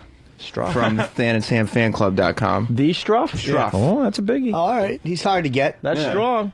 Yeah. All right. He can call into High Society, so. Yeah. Pat's back. Oh, wow. Pat's back. We must have been disconnected. Damn phone bill. Pat, that guy did 60 double shots of eggnog first time out. Bring it on. He's practicing and he's already done 60 double shots. I've heard it all before. How many did you do last year before You're fat, decided stupid, to puke? irresponsible. Your father I believe it was 75. 75, I believe, was the number. Yeah. Oh, hold on. Now I'm getting intel here. David L. from Philly. He said 30 regular shots, so that's 60. Yeah, that dude's an idiot, and you didn't even catch it. Yeah, he did catch it. He did 30 double shots? No, 30 regular shots. That's 15 double shots. Oh, yeah. Shit. That guy's done. I'll get that guy back on the phone. I'm going to have to, tell him he can't be in the competition. Well, he might be an early puker, which would be good. Wait, so if he did 30 regular shots, Jimmy's right. That's only 15 double shots. Easy out. Pat did 75 double shots? Yep. Bring in the outfield. Bring it in. No batter. Yeah, Pat, I don't think anyone's going to beat you. Although I thought Joey Chestnut had a shot, but I don't think he's going to be able to do it. Yeah, I don't think he can make it. Why? It's different than hot dogs. No, I'm just hoping he can't make it. All right, sir. He wants to emerge victorious. All right. Hey, we got a big crowd today, and they want to promote something. Do they? Really? Who's the spokesperson out there? Who's the spokesperson for the XM Tech company? Who speaks for you? Who speaks? I know this dude. How you doing, guys? I see a big sign that says XM Radio Gold, the fans board. Wow. What is it? Yeah. A new started last week. A new fan site? Get on mic, bro. This is the big. You got to sell your site. All right. We're going public today. We started, last week developing it. Google. And it's the fan board. Google. It's the board where the fans are going to be. But that's what every board It's says. the fucking kiss-ass board without freedom of speech is what that is, motherfucker. Well, I was on another board and was told if I didn't like it to leave, so I had to Let do me something. tell you something. So now That's going to be some- fucking run by the radio station because fucking shut up. So not you, I'm so kidding. they said you could leave, so you decided to start. I'm not in on this whole political thing that's going on out there. What's it called? It's called xmradiogold.com. Oh. xmradiogold.com. Yep. Okay. And this is going to start as a fan site, and then it'll morph into just another website that bitches about the show. We're the fans that left a certain other message board because we're sick of the ruler. Gotcha. So, okay. This is the new board. xmradiogold.com. Yep. And you're going to try to keep it more positive than negative. Definitely. That's all I ask. I understand. You know I understand there's negativity associated with every single fan site out there. I get that. But when it comes to the point where it's way more negative than positive, then I can't look at it as a fan site anymore. Yes. That's all. That's my rules. That's how I look at things. We have, and it doesn't mean we can't be disagreeing with. There were plenty of people that disagreed with me, like on Whackbag about the Jericho situation, and plenty of people that agreed with me. I didn't like the way some of them took a certain tact about it because they were just wrong. I was sitting here. And by the way, BJ Shane Seattle fucking rules. Why? What happened? Because he had Jericho on, and Mr. I'm Over It, first thing he says about me, he's like, oh, yeah, that guy's an idiot.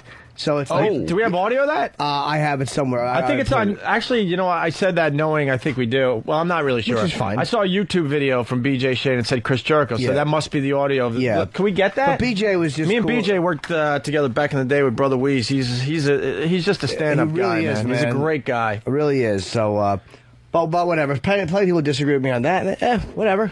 Well, you know what? Even though I've been jaded on a lot of message boards, when I go home, I will go and I will register. Thank you. And I will scope around a little bit and see. See how that is. I won't. Wonder what name I'll use. I'll support by that. I won't register. All right. I've never Thanks registered for a letting me, fan site. Little known fact about me. Never had an official name. Well, I did for maybe a week, and I posted once, and then it got slammed and said, all right, I get this. Well, I can't be part of this. If you don't register, you can't become a super admin and boot people off for not seeing things your way. What I love is when people, I love when people love that one are ultra critical about like Pal Talk and other things, and when you see they have 15,000 posts or 12,000. Oh, I know, yeah. It's like, I'm not saying there's anything even wrong with being a part of a message board community. It's fun. You fucking hang with people, you're talking shit. But it's like when you trash one way of communication and you spend that many hours doing it, like, how do you come off trashy one, but like yours is fine? Look who Silly. you're talking about. Good You know, point. look at the ilk you're talking about there. All right. That's how. xmradiogold.com. Thumbs up out there, thumbs down. What's going to be the official gang sign of that site no sucks? gang signs. I'm done with that. Because that was always a good one. Were there other names you guys were thinking of? Oh, there were gang signs. The number one name I No, wanted there to do was weren't. Linger Yes. Longer, but it's taken. LingerLonger.com. What do you think? Everything's taken. I want to say hi to my Linger Longer pals out there. I saw that thread. What linger? I wouldn't even know what that is. Is there actually a site? No, a thread. It's some type of like I don't know, bed company or something. Oh, that's good. Oh, the actual He's had it LingerLonger.com. for like a few years, so I don't think we can get that. Well, there you go. xmradiogold.com. And will you be squishing bugs every once in a while? If somebody needs to be squished. Ooh, I like that. I like that. I like that in like, let's give us a few months. That fucking XM Radio Gold site. Jesus Christ. They all start out really, really cool and nice, and we get excited, and then we're like, oh, boy. I'm kidding, of course. This is the fans board. All right. I'd like to hear that. All right. So it's xmradiogold.com. Up and running today? Yep. Yeah, I see like a total of... You're up to 10 posts. That's pretty cool. I just start slow. I'm just fucking with you, man. So, this weekend programming, Opie and Anthony, Ron and Fez, general discussion, Big Boy made a duty, off topic, very good. There you go. You'll get a few hundred people signing up today. Opening up a new store. All right. There you go. Speaking of go-to bits, here's the Thanks, go-to sir. bits. All right. Why are you here? And one of them is Jared Skith. Jared has been gone for months. Why is he still on the go-to bits list? All right, let's go to Bruce in Louisiana. Bruce, what's up?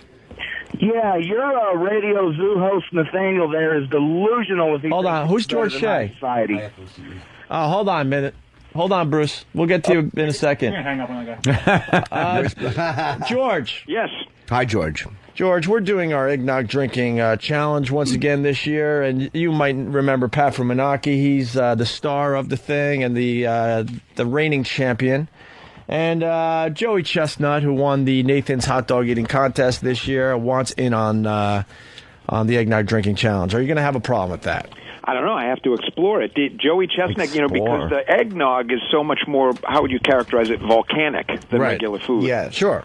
I mean, Joey's capacity has got to be, just enormous relative to Pat, I would think, but keeping it down is so difficult. That's not the question I asked, sir. Right. Are you going to stop us from having Joey Chestnut in our competition? Because supposedly there's some kind of, IFOCE problem with this whole thing. Well, I haven't even spoken to Joey at all. I would have to check with him first. Well, how about, we can talk to you. Will there be a problem? Is there a problem? Well, I have no idea. You guys just called me on the phone. I haven't spoken to him at all. Well, who came in and said there might be a problem? Like Hillary. Steve? I'm sorry? No, I just... hold on. We got Steve, George Shea. No, I just spoke to George. He's going to look into whether or not we can get some of the competitive eaters this year for... Well, looking into George, is George the boss or kind of the head of it?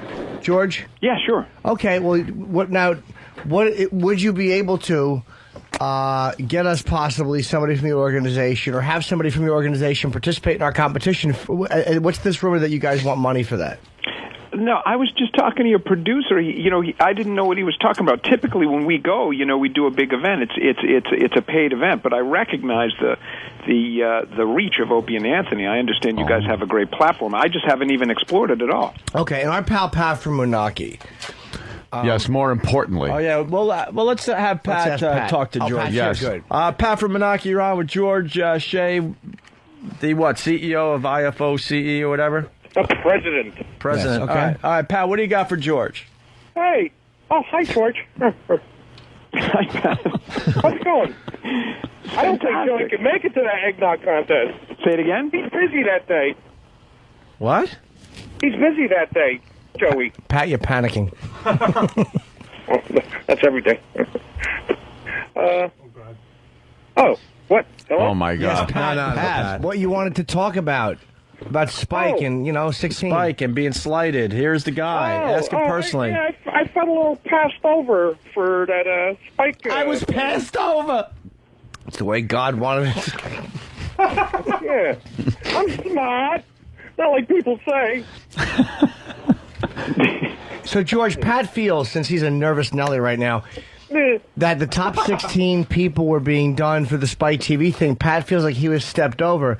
Why was Pat stepped over if he is legitimately number 16? I don't think it was necessarily the top 16. I think it was more like an invitational, and it was not obviously entirely in our hands. When we did the last one that we did top 32 and top 16. But I don't think it was. Was it top 16? I don't believe it was. Well, it was in the press release as the top 16 eaters in the world. The press release says it. Why would there be top 16? That's such a weird number. There was drop it down, like cut in half. Oh, they run it like March Madness. Yeah. So was Pat slighted? He's saying he was ranked 16th. I don't dispute that. Pat was not slighted a lot. I mean, he's the widely recognized and hailed as the eggnog drinking champion of the world. There's no one would ever slight him. But I don't know. I don't believe that there was any, bias in the selection. I just don't think they went by the top 16. Pat? Yes? Do you feel that they did or didn't? Well, I saw the press release. I have, there's a thread on Whackbag, where I put a link to the press release, and it said the top 16 eaters, and that's how it usually was. Like the last Alka-Seltzer thing that they had a couple of years ago, that was the top 20. And then they never skipped over before. Right. I mean, I didn't personally do the selection, Pat, but I think that there was what was his name from El Toro from Las Vegas was in there, and he's ranked like 40-something. I think that they were picking individuals out, and that it wasn't the top 16. They may have positioned it in the press release as like, look, watch the world's greatest eaters. But so, were they picking people who were not fat, George? Oh, on the contrary, they were picking people they felt were charismatic. Although I feel that obviously Pat is very charismatic. Of course he is. So why wouldn't Spike pick him? Spike didn't think that. Well, all right. Well, Pat, how about the other event you said you thought you were passed over? What was the other one? Oh, that was the next one, the noodle one, where that was just an invitational. That wasn't necessarily the top people, but they skipped over me again. Well, Pat, was it the top 15 and then 17? How did they skip over you? They had 17, and then they had, I think, 23. So you weren't the only one skipped over then. If it was top 16, they had 17, 23. Who else was skipped over it? No. Pretty much they have the top people, and then when they got to me, they kind of leaped over me. No, I don't. I understand why you're sensitive, Pat. But there was. I mean, not certain that's the way it went. You know, these things are picked by people who look at the rankings. They say, well, I want this guy. You know, he's got crazy hair. Or I want this. You know, it's not like you're being stepped over. Yeah, but aren't the rankings the rankings? If it's 1 through 16, and Pat is 16, he should be in it, not skipped over for some guy that looks a little wacky or better something. Hair, yeah. What is that? Right, but I know what you're saying. But no one ever said that what they were going to do is you take the top ranked people, and we have done that in the past, and Pat was involved. You know, we did I think the top 32. Pat, were you in that one? No, back then, no, I wasn't ranked then. That's when I first started. And then they had the year where they didn't have the sponsor, where they didn't even have it. So I mean, Pat has been to Coney Island, the greatest contest in the world, without doubt, the greatest event of the world. We don't show them on TV. Without doubt. Well, you got a few ahead of you there, George. Maybe the Super Bowl. Yeah. World Where Cup, would you guys place it? Honestly, it's definitely Oscars. up there. It's above Wimbledon. Above Wimbledon? Above Wimbledon. I'd put it above. I'd put it between Wimbledon and the Westminster Dog Show. Yeah, it's somewhere between the Super Bowl and Planned Parenthood dumpster diving. Yeah. But you are just ahead of WNBA basketball, the finals anyway. But barely. That's a real event. It's a really famous event. Yeah, I'd like to see that. Curse splat. All right, well, we didn't get much done here, George. That sound like a belly flop. Sounds like most of this is in Pat's head, and he wasn't slighted with a lot on of purpose. fat. George, you're going to see if some of your guys can compete in the eggnog drinking challenge. It's early December, right? And this is the deal I make you, and it's simple. I don't want to hear nothing else. Huge exposure for your organization. That's it. Okay, so let me check into it. Of course, it's in a slightly divergent. This is drinking, but of course, I would think that would fall under our mandate. Not drinking alcohol, obviously. It's just eggnog. Eggnog without the alcohol. Is there a record? Because I would guess that Pat's last effort might have been disqualified, right? I mean, is there? Why is his disqualified? What didn't he have a reversal of fortune? Oh, he did that. He did that on purpose after he had won the event. What was the? How much did he drink? 75 to 76 double shots. 75. 75 double shots. And is it a 1-on-1? Does he come back to defend his title? Yeah, he's won 2 out of the 3. All right. Well, this will be the 4th year, I believe. Huh?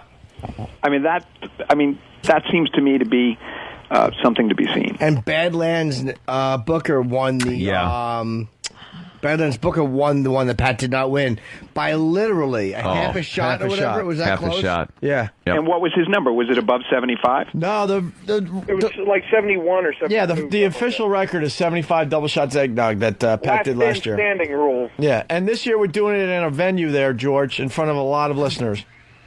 No, I remember. I mean, you guys know there's Shut up. Everybody was talking about it last year.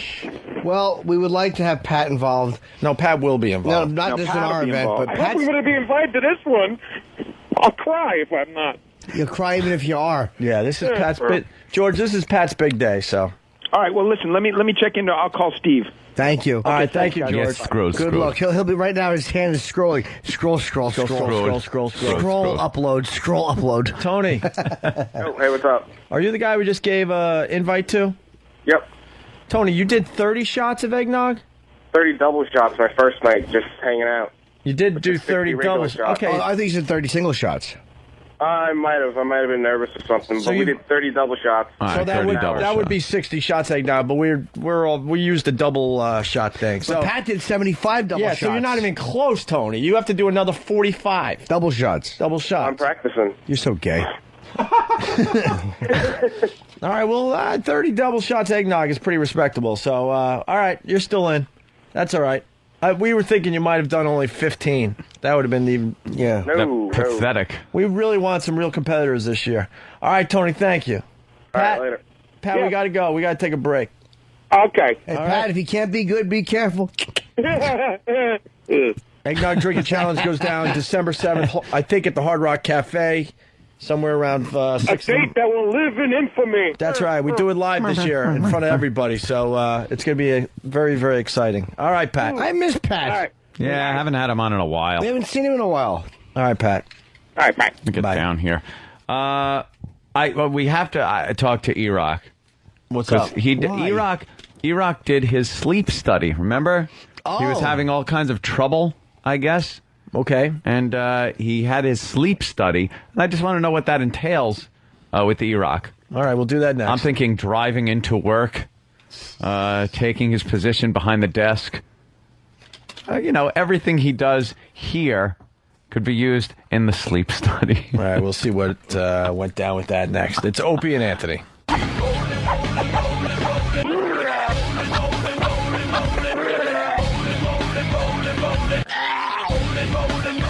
Oh, nice. Oh,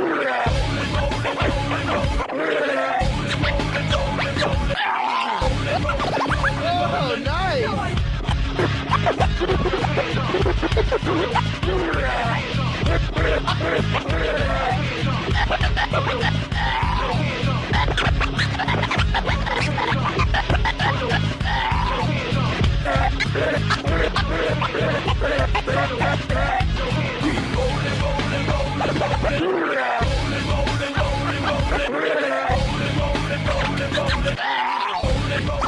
Oh, nice.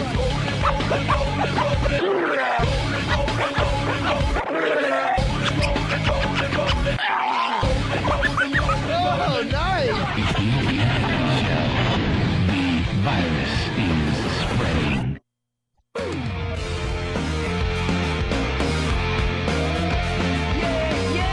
It's the Opie and Anthony Show. So, E-Rock did a sleep study.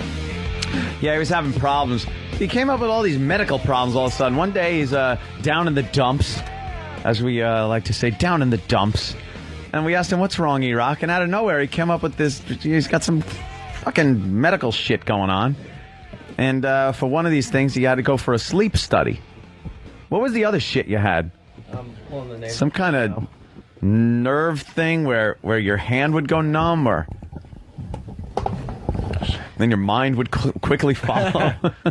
The other thing they think I might have is autonomic peripheral neuropathy. Nice. What does that mean?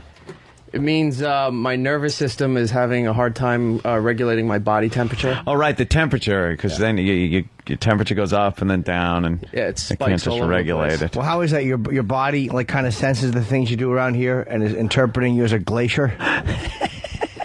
Long way to walk for a lazy joke, huh? Yeah, it's really glacier. Laugh every time. Yeah. It's because they're huge. Oh, I'm not unlike E-Rock. I meant slow. Not slow and huge. I didn't mean big. I meant that you move like a glacier. Like, I wasn't saying that. I honestly was not a fat joke. I was saying that you're more of a slow piece of shit, not like no disrespect. So you get none taken. Don't worry about it. So you get like high temperature. How high does it go? 98.6 is normal, it's right? Averaging around 99.9, 100. Oh, and then that's like a little fever. At certain times, I'll hit 101 for no reason. And then other times it drops below. Like I'll be 96, 97, and I'll be freezing. Jesus. Yeah. And they told you what this might be? How long does it take to figure out what it is? For the first part, I go in tomorrow afternoon to get some of that, the results for those tests. Yeah. The sleep study, I won't find out for 10 days. And what did the sleep study have to do with this? There was this issue, and then they thought that it was being aggravated by that I might have sleep apnea, so I'm not getting enough oxygen while I'm sleeping. Right. So the problem was I was waking up in the middle of the night like I was burning, and they think that I'd stop breathing during the night, so my body would just start pumping adrenaline to wake me up. So your body thought you were dead, and had to react accordingly. So you shoot out of the bed feeling like you're burning, and you can't calm down. Like you need to run around for a while just to get all of that out of you. Do you feel like you're hot, right? Yeah, constantly. How about putting a fan on yourself? It doesn't How matter. about that? What about cold shower? What happens, Eric? I have to throw back the electric blanket. Oh. That's the problem. Should get the hot water bottle off my head. No, it's usually the air conditioner's on full blast on me. Even in the winter. Or in the winter, the windows are always open. Windows are open. No heat on, windows open. Wow, that is freaky. So now the sleep study. Mm-hmm. You go in, and what do they put all kinds of sensors on you? It looks like an asylum. You walk in, it's all white and gray. That's what I pictured. It looks like a loony bin. It's only a couple blocks from here. Oh. And you walk in, they have to escort you from the elevator to wherever you go. You're not allowed to be alone at any time. Yeah. Why? This is their It's policy. an insane asylum. He went to a crazy house. So they escort me to my room, and you get into the room. There's a bed with like a million wires just laying all over the place, and cameras and some other machines. So you have to wait there for the like Saw. You have to wait there for the technician to show up. When he shows up, it took 35 minutes just to get all these wires on me. What do they do if you have to piss? Well, this happened later after the wiring went on. You have to take everything with you and go to the other side of the building. But you're sitting there with the technician, like in shorts and a t-shirt. Wow. They apply all these cables to your chest, your shoulders, all over your head, your face, your legs, and then it all gets plugged into this like green electronic box. It looks like an old phone switchboard. Great. Yeah. So then the little green box gets hooked to the wall, which now all that information is being transferred to some remote computer No, it's room. not. It's just an empty box going to wall. We were just fucking with you. But they have to apply all the stuff with some kind of it's almost like cement.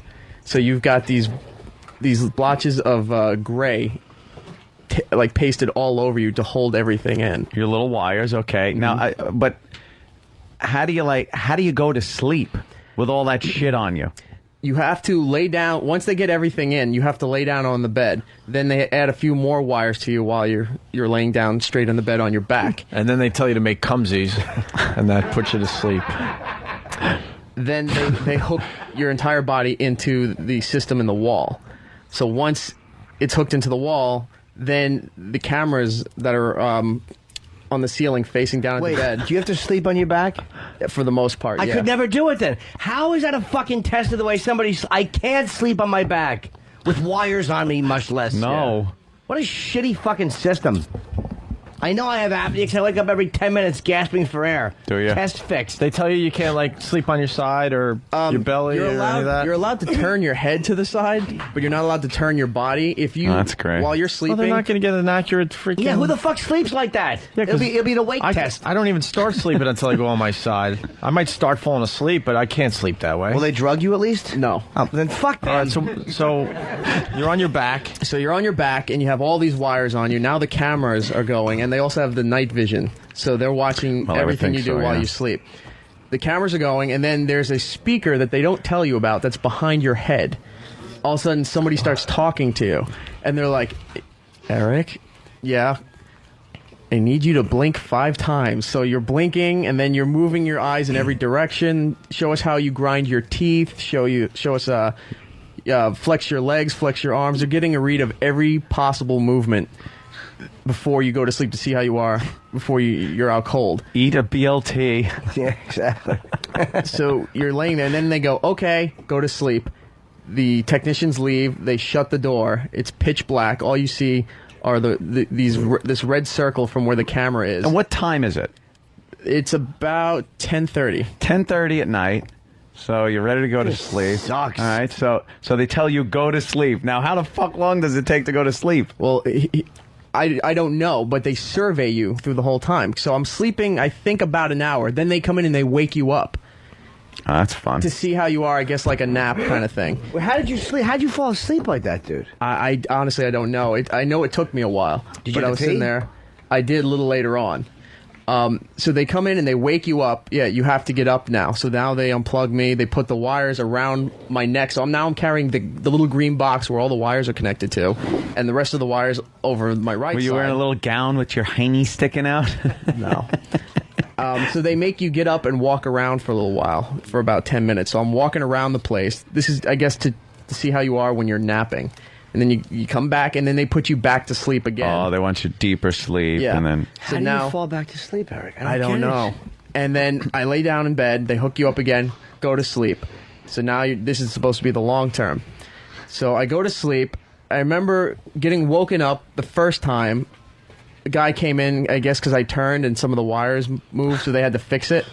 They push you back down on your back, and you have to go back to sleep again. Push you down? Like you sure he was part of the test? Yeah. He was an orderly, and they put this big thing in your mouth, and you have to sleep while they pump the tube in and out of your mouth.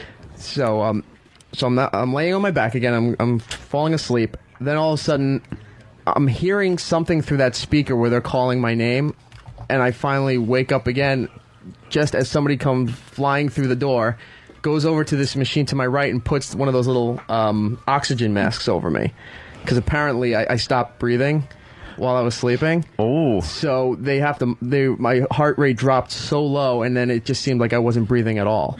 So they had to put this mask on me for a while till I fell back asleep again. Holy shit. You're fucked up. You got the apnea, huh? You have to. Probably. Yeah. So then you're gonna have to sleep with that dumb mask. I guess while I'm sleeping, somebody came in again and took the mask off, because the next time I woke up, I didn't have it on. But now this time it's around 3 a.m. and I'm burning. Like, I can't sit still. I got to get up. So they're telling me I can't, so I can't get up and walk around. So I say I have to go to the bathroom. So the technician comes in, unplugs everything again, wraps it around me. Now I go into the bathroom trying to cool down. I'm sitting there just running my hands and my arms and my face under the water, just trying to cool down. And wound up having to go back to bed again. And next thing I know, it was 7 a.m. And you don't know yet what this... It doesn't sound good. No. I'll tell you that much. It doesn't sound like they're going to go, well, that's fine. That's sleep apnea, and you got to get that dumb mask, and then you'll never have sex again because you're going to look stupid. But you'll sleep great. It's supposed to help you sleep, but how do you sleep with that mask on? Get a picture of those masks. They're ridiculous. I can't. My forgot dad where I uses saw one. it. Was it your dad? Yeah, it was in The Sopranos too. Uncle Junior knew it. Oh, that's right. Okay, I knew I saw it somewhere. I can't I hate sleep. And my nose. Yeah, you just got to get your sinuses fixed. You know what? I have apnea too. Fucking cowardly lion. You know who does a great impression of that? Oh, Twitchell, I wish he was here. Hippopotamus. Who can actually look at him when he's doing that? I can't even think of him while he's doing it. I can't. I'm thinking of it now. It is so cringeworthy when he goes into that fucking awful impression. Because he really does it. Oh, he's spitting. His face gets all contorted. You just want to punch him in his stupid Tourette's face. I know, and then he does that stupid impression. There's a mask. Like, it looks like a pig's nose. There it is. How the fuck do you sleep with that thing on your head? It looks like you're a pilot in the Iraq War. You should be sucking a dick at the the Overlook Hotel. Screw the sleeping part. How do you get laid ever again? Just put that on her face and pump fucking like little sleep gases in there. There you go, E-Rock. That's your future right there. Well, there's There it is. I was Can we walking Photoshop around. your face on there? I want to see what you're going to look like with the pig nose mask. Get that on the boards immediately. I was walking around. There's a different mask where it's a plastic tube that goes in your mouth, so it keeps your mouth open the whole night. That's while what my you're dad sleeping. has. That's What do you mean a wonderful. plastic tube? It forces you to, Shaped like a breathe keg? through your mouth instead of your nose. What is it, hollow? Yeah, it's, Peter Frampton? Wow. Well, you grow it keeps your mouth open? keeps your mouth open Oh, and my forces God. air in and out, so you're forced to Your breathe girl's through your going to mouth. have a great night of sleep with all that bad breath that knocks her out. Oh no. Poor ear. Well, that was uncalled for. Knock her right the fuck out. Holy Is shit. a tube? Can't you choke on the tube? No, it's attached to something. Yeah. Oh, it is. It's a whole get up. So Whole get up. yeah. Look at these masks. That's your Oh, future. my God, That's how you're no. gonna have to sleep so your heart doesn't stop. Wow. I'm serious. You got the sleep apnea. All right. Well, there's your E-Rock update. Well, that doesn't. Did you feel like you had a good night's sleep? No, it was horrible. It was horrible.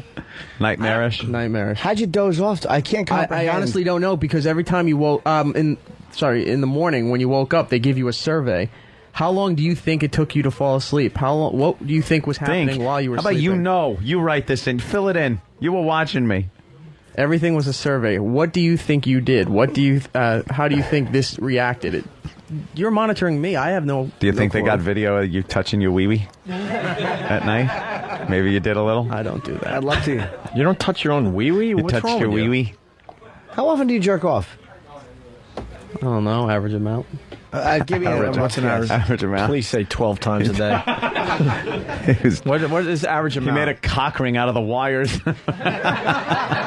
What's an average amount there, Iraq? Probably at least once a day. That's not that bad. At least once a day, and you got a girl? What's wrong with you? Are you a quick comer? No. When you fuck? No. Do you talk dirty in bed? Sometimes. Say something dirty. No, come on. Are you more usually dominant when or submissive? If the sandwich fell on the floor, I'd still eat it. I don't even kiss it up to God. Either or, depending on the. Dude, you jerk off more than once a day? No, I said. And you're getting married? Once a day. Oh, you That's good said practice. At least once a day. You said which at least means once a day. More than once All a right, day. well- That means at least 7 times a week. That means I'm pretty probably much closer to taking 10 care times of, a so week. I don't need. What's that? I'm pretty much taken care of, so I don't really need to. You know what? That would have been nice if you said it before you said it. now you're backpedaling. You idiot. Don't you know what a backpedal is? How about this? Say something dirty that you would say in bed, like that. Like not necessarily with this girl, but any girl, like that you're dominant. Say something dominant. I want to hear dirty talk E-Rock. All right, close your eyes, E-Rock. What would you say? Everybody close their eyes. And ears. Go ahead. Sometimes it's a little angry. Go ahead. Fucking cunt. Fist in the face. No. No? What is it? Not that angry? Sometimes. Fucking Opie. How am I supposed to know what he's thinking? I'm not even looking in that direction. I made you hero number 2 on my list. Sometimes it's like, the typical. Yeah, you like that? Do you want me to Hold on. All right. Hold on, we need an orgasm. Yeah. Or some porno music or something. No, we need orgasm. Like, give me one that's a little long. We'll make believe we're in the middle of you banging some broad. And then what you would say to get her, like, really going over the top. Do we have a... E-Rock's sleeping mask. It's one of those Hulk Hogan Halloween masks. Where's a good orgasm? All right, here we go. Let me try one here. So it's either this one...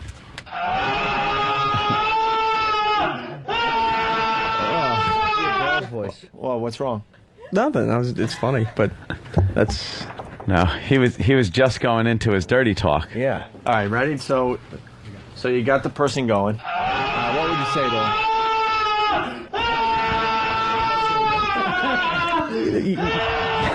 What's wrong? You're working it, and you start. You got your rhythm going. Yeah. And you're just kind of looking at her dead on, like you're almost looking through her, kind of thing. You're like, you like that? Yeah, you like that? Do you want me to, you start grabbing the hair and holding the face a little bit. Oh. Wait, so here's you just made love to a dude, bro. Why'd you fall for that? Wow. You clench your teeth? All right, here we go. All right, here's sometimes. the chick. Here's the chick. We got the porno music. Close your eyes. You're in the middle of it. Go ahead. What do you say to get this over the top? Go ahead. You're on E. Okay, come on. Are you pulling the hair at all? What are you doing? Pulling the hair a little bit. Sometimes you're holding the face. Yeah. Almost like the hands over the face, like gripping it like a mask, kind of. Oh, that's comfortable. I'm just like, yeah, you like that? You like that? Is this doing it for you? Yeah, keep going. Keep going. You gonna come for me? You gonna come for me? Do it. Wait, keep Do going. it. And Keep you start going. yelling. Keep going. Keep going. And so what do you do after you say you come for me and she says no? Well, here's her response.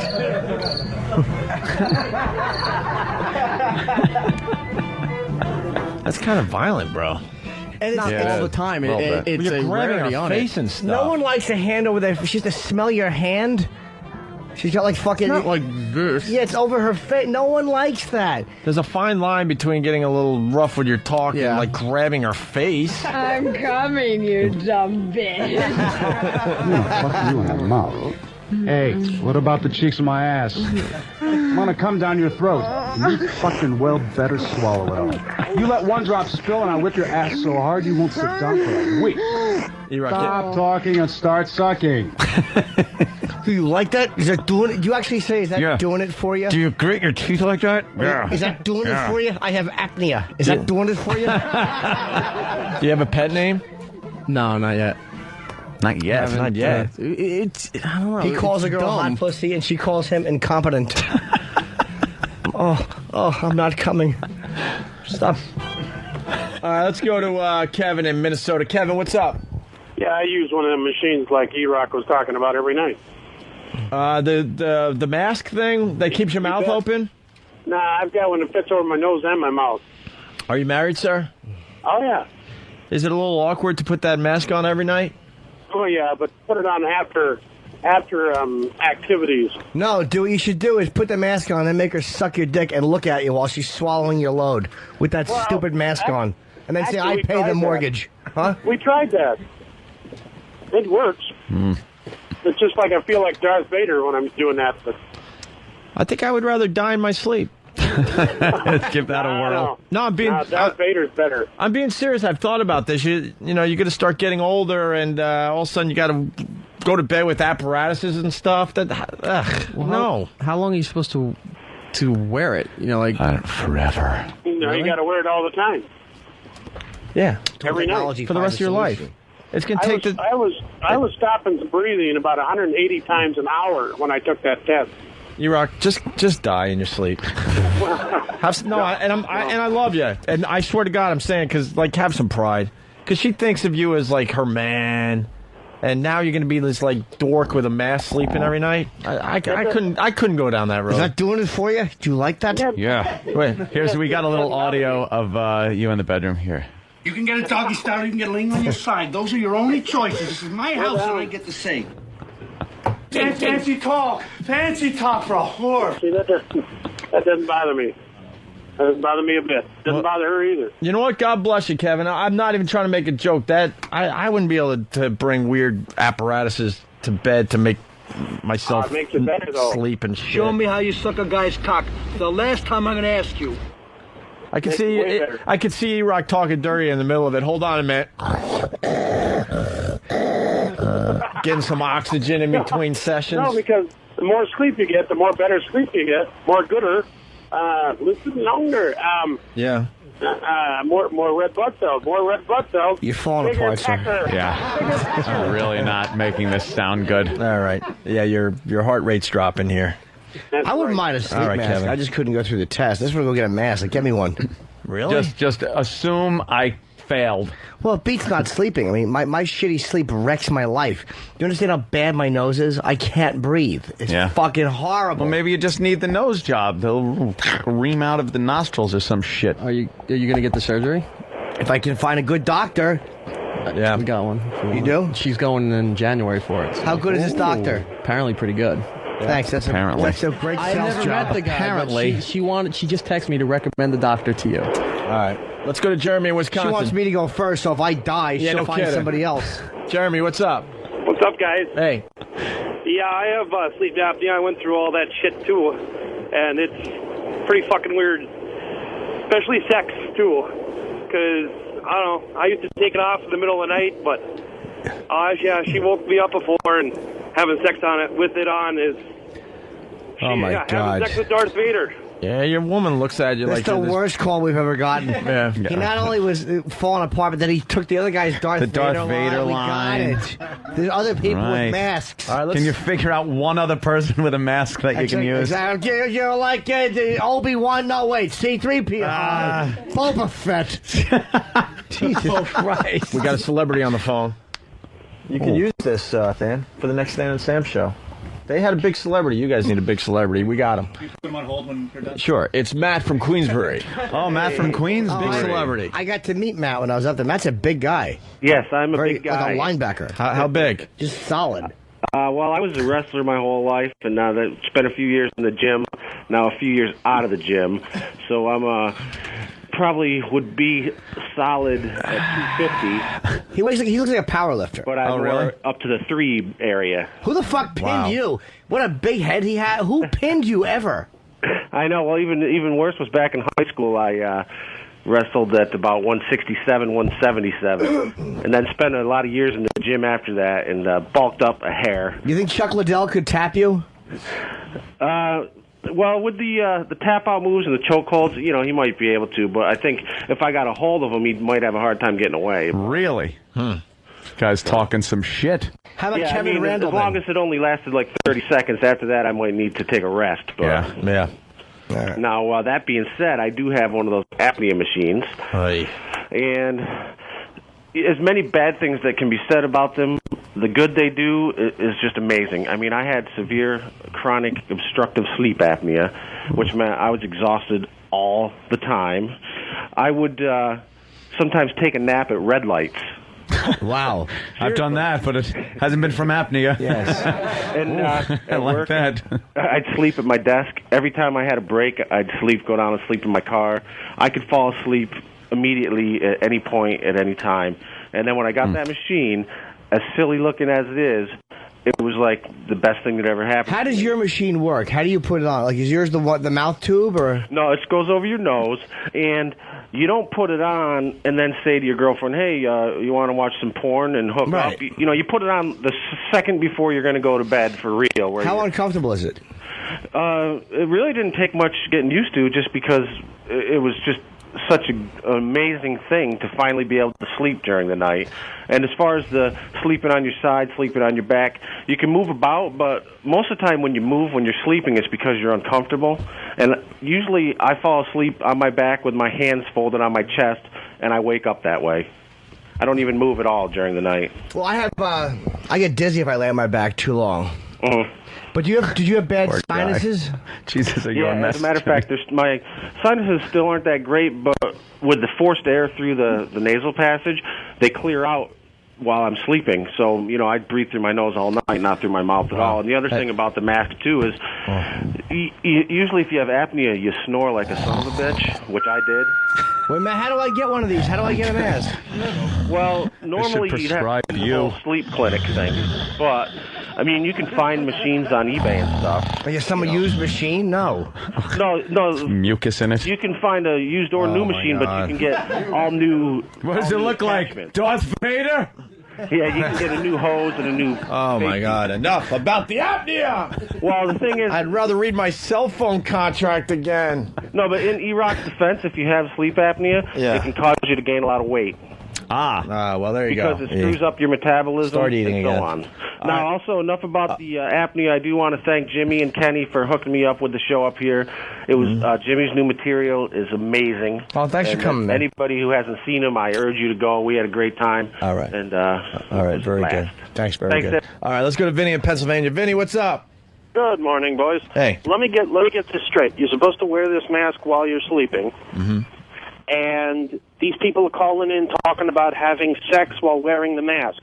Do we see a problem here? Well, I don't think most of the people are having sex while wearing the mask, but I think... Well, these guys are saying, it's like having sex with Darth Vader. It's like, it's like having sex with a sleeping Darth Vader. And you're wondering why you're having... Hold on.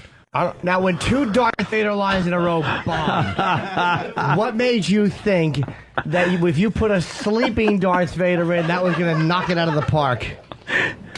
Hey.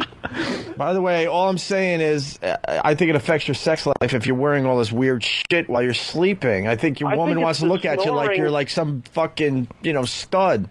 Not, hold on a minute, I got to put my sleep mask on. I'll tell you what affects your sex life. It's your wife staring at you in the morning. Do you have any idea how loud you were fucking snoring last night, you bastard? As if you're doing it on purpose. Yeah. Yeah, I don't think it would affect your sex life, because, again, you're going to fuck before you put it on. My girlfriend doesn't look at me when I'm sleeping and think anything, probably, except look at this lump that I've been fucking.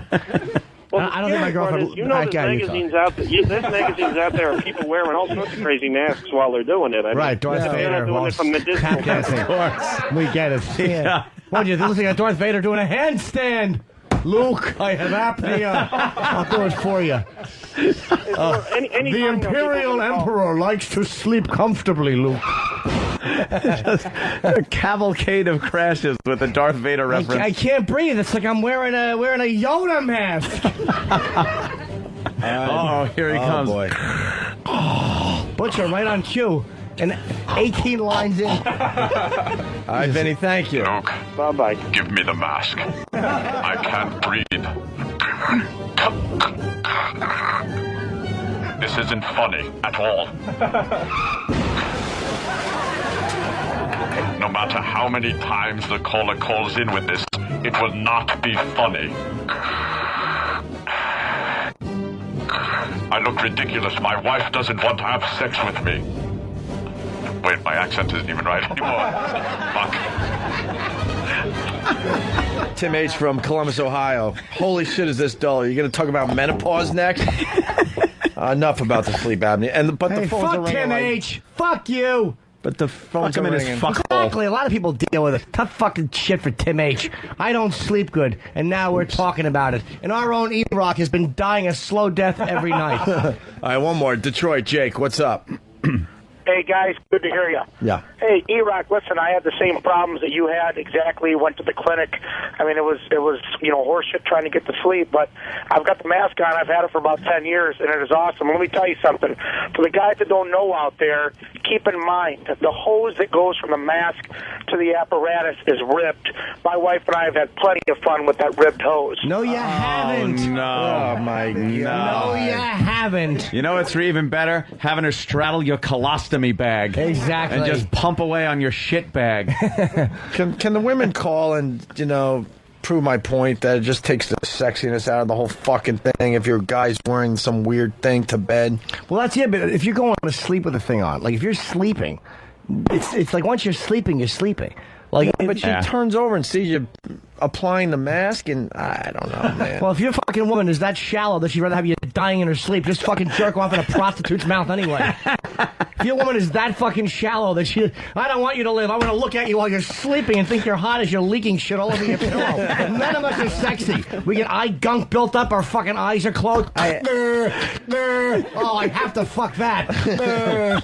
I understand, but I don't know. Shit, any fucking woman, as much problems as they have with their pussies, I tolerate you sticking that plug up your cunt every fucking month. They hide that shit from you, though. It's not right in the open. It's all over the bathroom. You go to the bathroom, there's a fucking bloody thing. Hey, did you commit a murder or are you on your period? I told you, different bathroom saves relationships. We learned that years ago. Different bathrooms completely? Yeah. That's odd. Yeah. We learned that back in the day. All right, why don't we move on? Thank you. We got the Chris Jericho audio from BJ Shea. Oh, cool. You want to go down this road? Well, I don't care. I was just saying that BJ Shea is definitely a stand-up guy, man. Well, the Chris Jericho video is getting a lot of views on YouTube and Break.com, and a lot of discussion on the Chris Jericho Jim Norton thing. And I didn't trash him that Monday. Week or so ago. That Monday when we came back, I didn't bash him on the air. Just no. What's that? Well, that's interesting. That's the fire drill announcement outside. Oh, this is a fire drill? It's a fire, guys. Don't worry. We got everything under control. You just keep saying. Learn not to burn.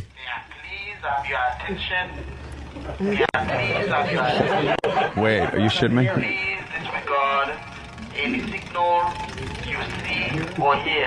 Wow, the Jews are running out of this building. Wait, I thought it was one of our guys making it. No, this isn't a joke. No. Turn that up. Ow.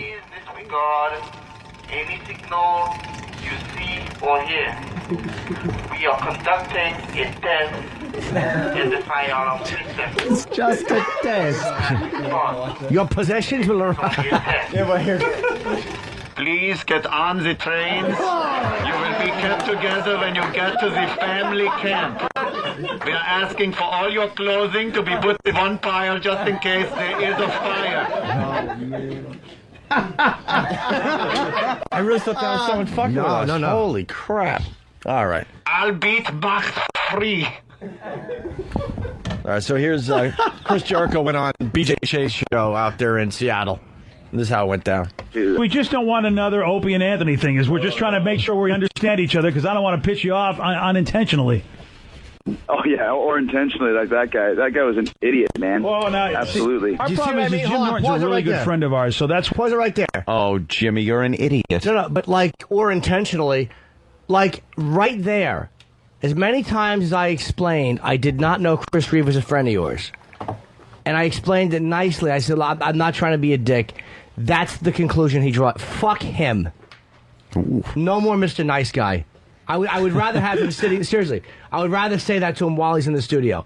That is the conclusion he came to, or intentionally. Hey, sorry, I'm not a part of a business where I cut my fucking head with a razor and smash people with chairs. Sorry, I don't have the entertainment integrity that you do in the business you're in. Sorry, I don't blow myself up in a limo. And, hey, that's funny. Again, unless, of course, you're a soldier in fucking Iraq who's been killed by a car bomb. Then I guess not so funny. You want to go down that road with humor? You will never win this argument. Why are you yelling at me?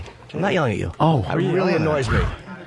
Really annoys me. Like that guy was an idiot, man. Well, no, absolutely. See, our problem is Jim Norton's a really good friend of ours, so that's why we sure as heck can't go on the side, and we think you're a good guy and you've been good to us too. So we're in a tough position where we got two guys who we have a lot of respect for who kind of don't like each other right now.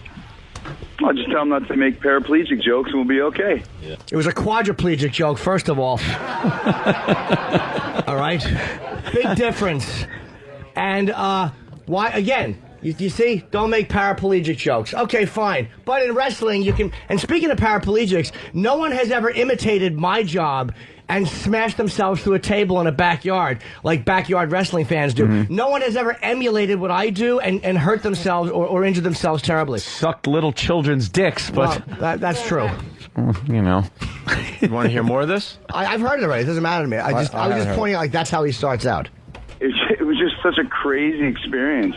The room just went black when all this stuff went down, but it was fun. You know, that was makes exciting radio. It's better than answering the same questions over and over again. By the way, I got a lot of respect for you because you're right. It was great radio, and a lot of people don't realize that look, you know, you're doing a show, you're entertaining people, and like you say, you have to answer the same dumb questions all the time when you're on tour. And it was memorable, and I got to be thinking that probably people who may not have wanted to come see you might have come see you because of the whole drama.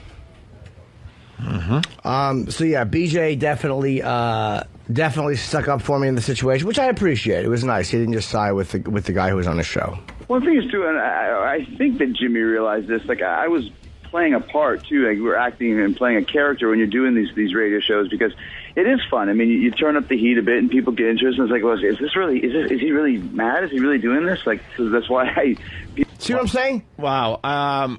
Chris, you were mad at me. Yeah, he was, let me jump in here, Jimmy. He was absolutely mad at you. And then maybe somewhere down the road he was playing a part. I don't know. Right. But I'll tell you right now, he was as mad as they come, man. And this is what I meant when I was talking about what pissed me off. It wasn't that he even got mad at me. It was that, it's like, come on, Chris, stop saying that you're playing a part because I didn't pretend I was playing a part. I was pissed off. But... you're not playing a part. You were angry at me. He didn't want to come across and say that he was pissed. Yeah, it's like, why not just admit that you were pissed off? It was a genuine thing. You understand what I'm saying? It's like you can't have it both ways. Oh, I was pissed off. Oh, no, well, he was an idiot for saying that, but I was playing a part. No, stop trying to have such control over the way you behave. Stop it. You were pissed off. It's okay. I was like, well, is he really mad? Is he really doing this? Like, so that's why people liked what I did, whatever it may be, wrestling or acting or with a band or, you know, whatever it is.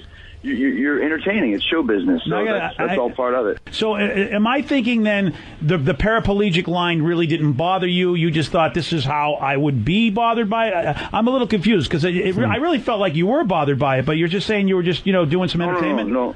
I was bothered by it at first more than anything because I told him not to say anything about it. Pause it right there, please. Don't make a bad joke. Right there, and I said this.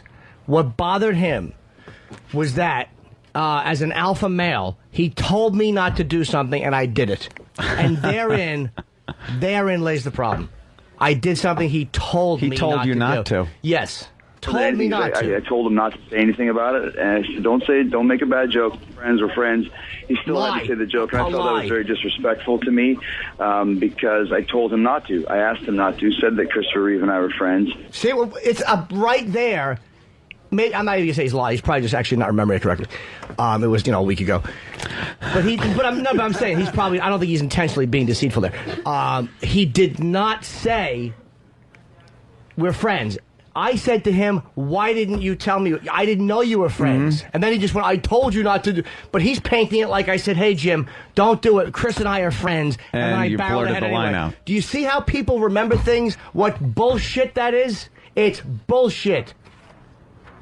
Yeah. I agree. It's not the truth.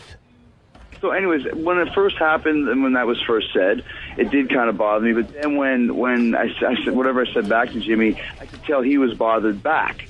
So when he was bothered back, that's kind of when I started to stir it up a little bit more. Like, he would have said it, and then that was it, fine. But when I mentioned what I said back, I kind of could tell that his feelings were hurt, that the tables were turned on the shock comedian that's not used to ever having that happen to him. That's when I kind of started needling a little bit more. Really? And that's kind of where I was talking about. Pause it, please pause it. I'm not listening to this fuck. Really, the shock comedian who's not used to going up against the wrestling brilliance of you? Do you understand? I have been fucking going back and forth with Patrice and Colin and Keith and Bobby and fucking brutal guys like that for a long time. Do you understand that? What do you think? You're the first one to ever say anything unpleasant to me? He got you. That's what is driving me nuts. And the shock comedian, what was so shocking about that line? Again, that's your perception of comedy. I don't look at it like it's shocking at all. You know what's shocking to me? That you need to entertain people, so what you do is you hide a razor blade and you slice your head. That to me is shock entertainment. You slice your head and then smash another human being with a chair.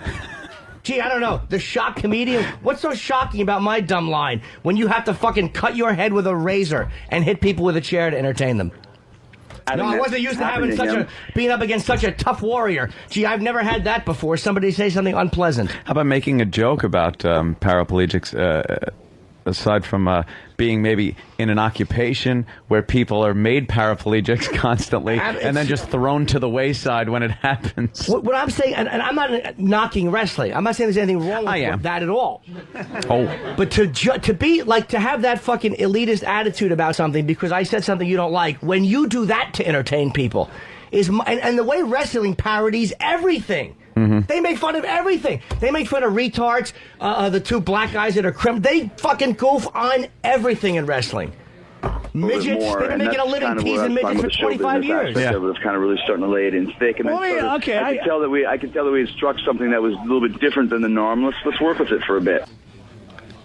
All right. I think BJ finally explained your side of this to him. Yeah. But here's what I'm saying to you, Chris, because you're an entertainer, and this is where I get aggravated at people who are in the business of entertaining. This is what Jim Norton is supposed to do, and I don't think if you're an entertainer, you're selling your book, you want people to interview you, those guys have a job like we have a job, to put on entertaining radio, and I think you took it too personally. And I think as a guy like you who's as professional as you as an entertainer, I think that was a mistake, because this is what Norton does, and this is what we all do to entertain. I mean, it was a funny joke. It wasn't a funny joke. It was a bad joke. And I disagree with that. But comedy is comedy. It's the beauty in the eyes of the beholder. And the point is, you see, I think we're on two completely separate wavelengths here.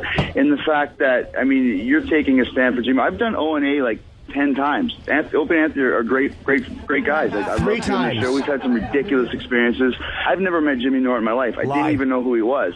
I'm not saying it in a bad way. I'm just saying, listen, when I sit down with someone, I'm coming to Opie and Anthony's studio as a guest of theirs. I'm having a great time.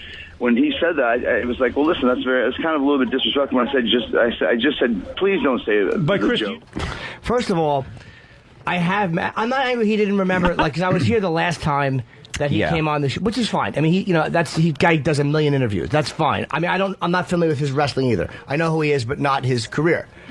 But that's the fact that you're ignorant of what goes on in the show is not my problem. Like, you're ignorant to the day-to-day workings of the show doesn't mean I'm going to change what I do.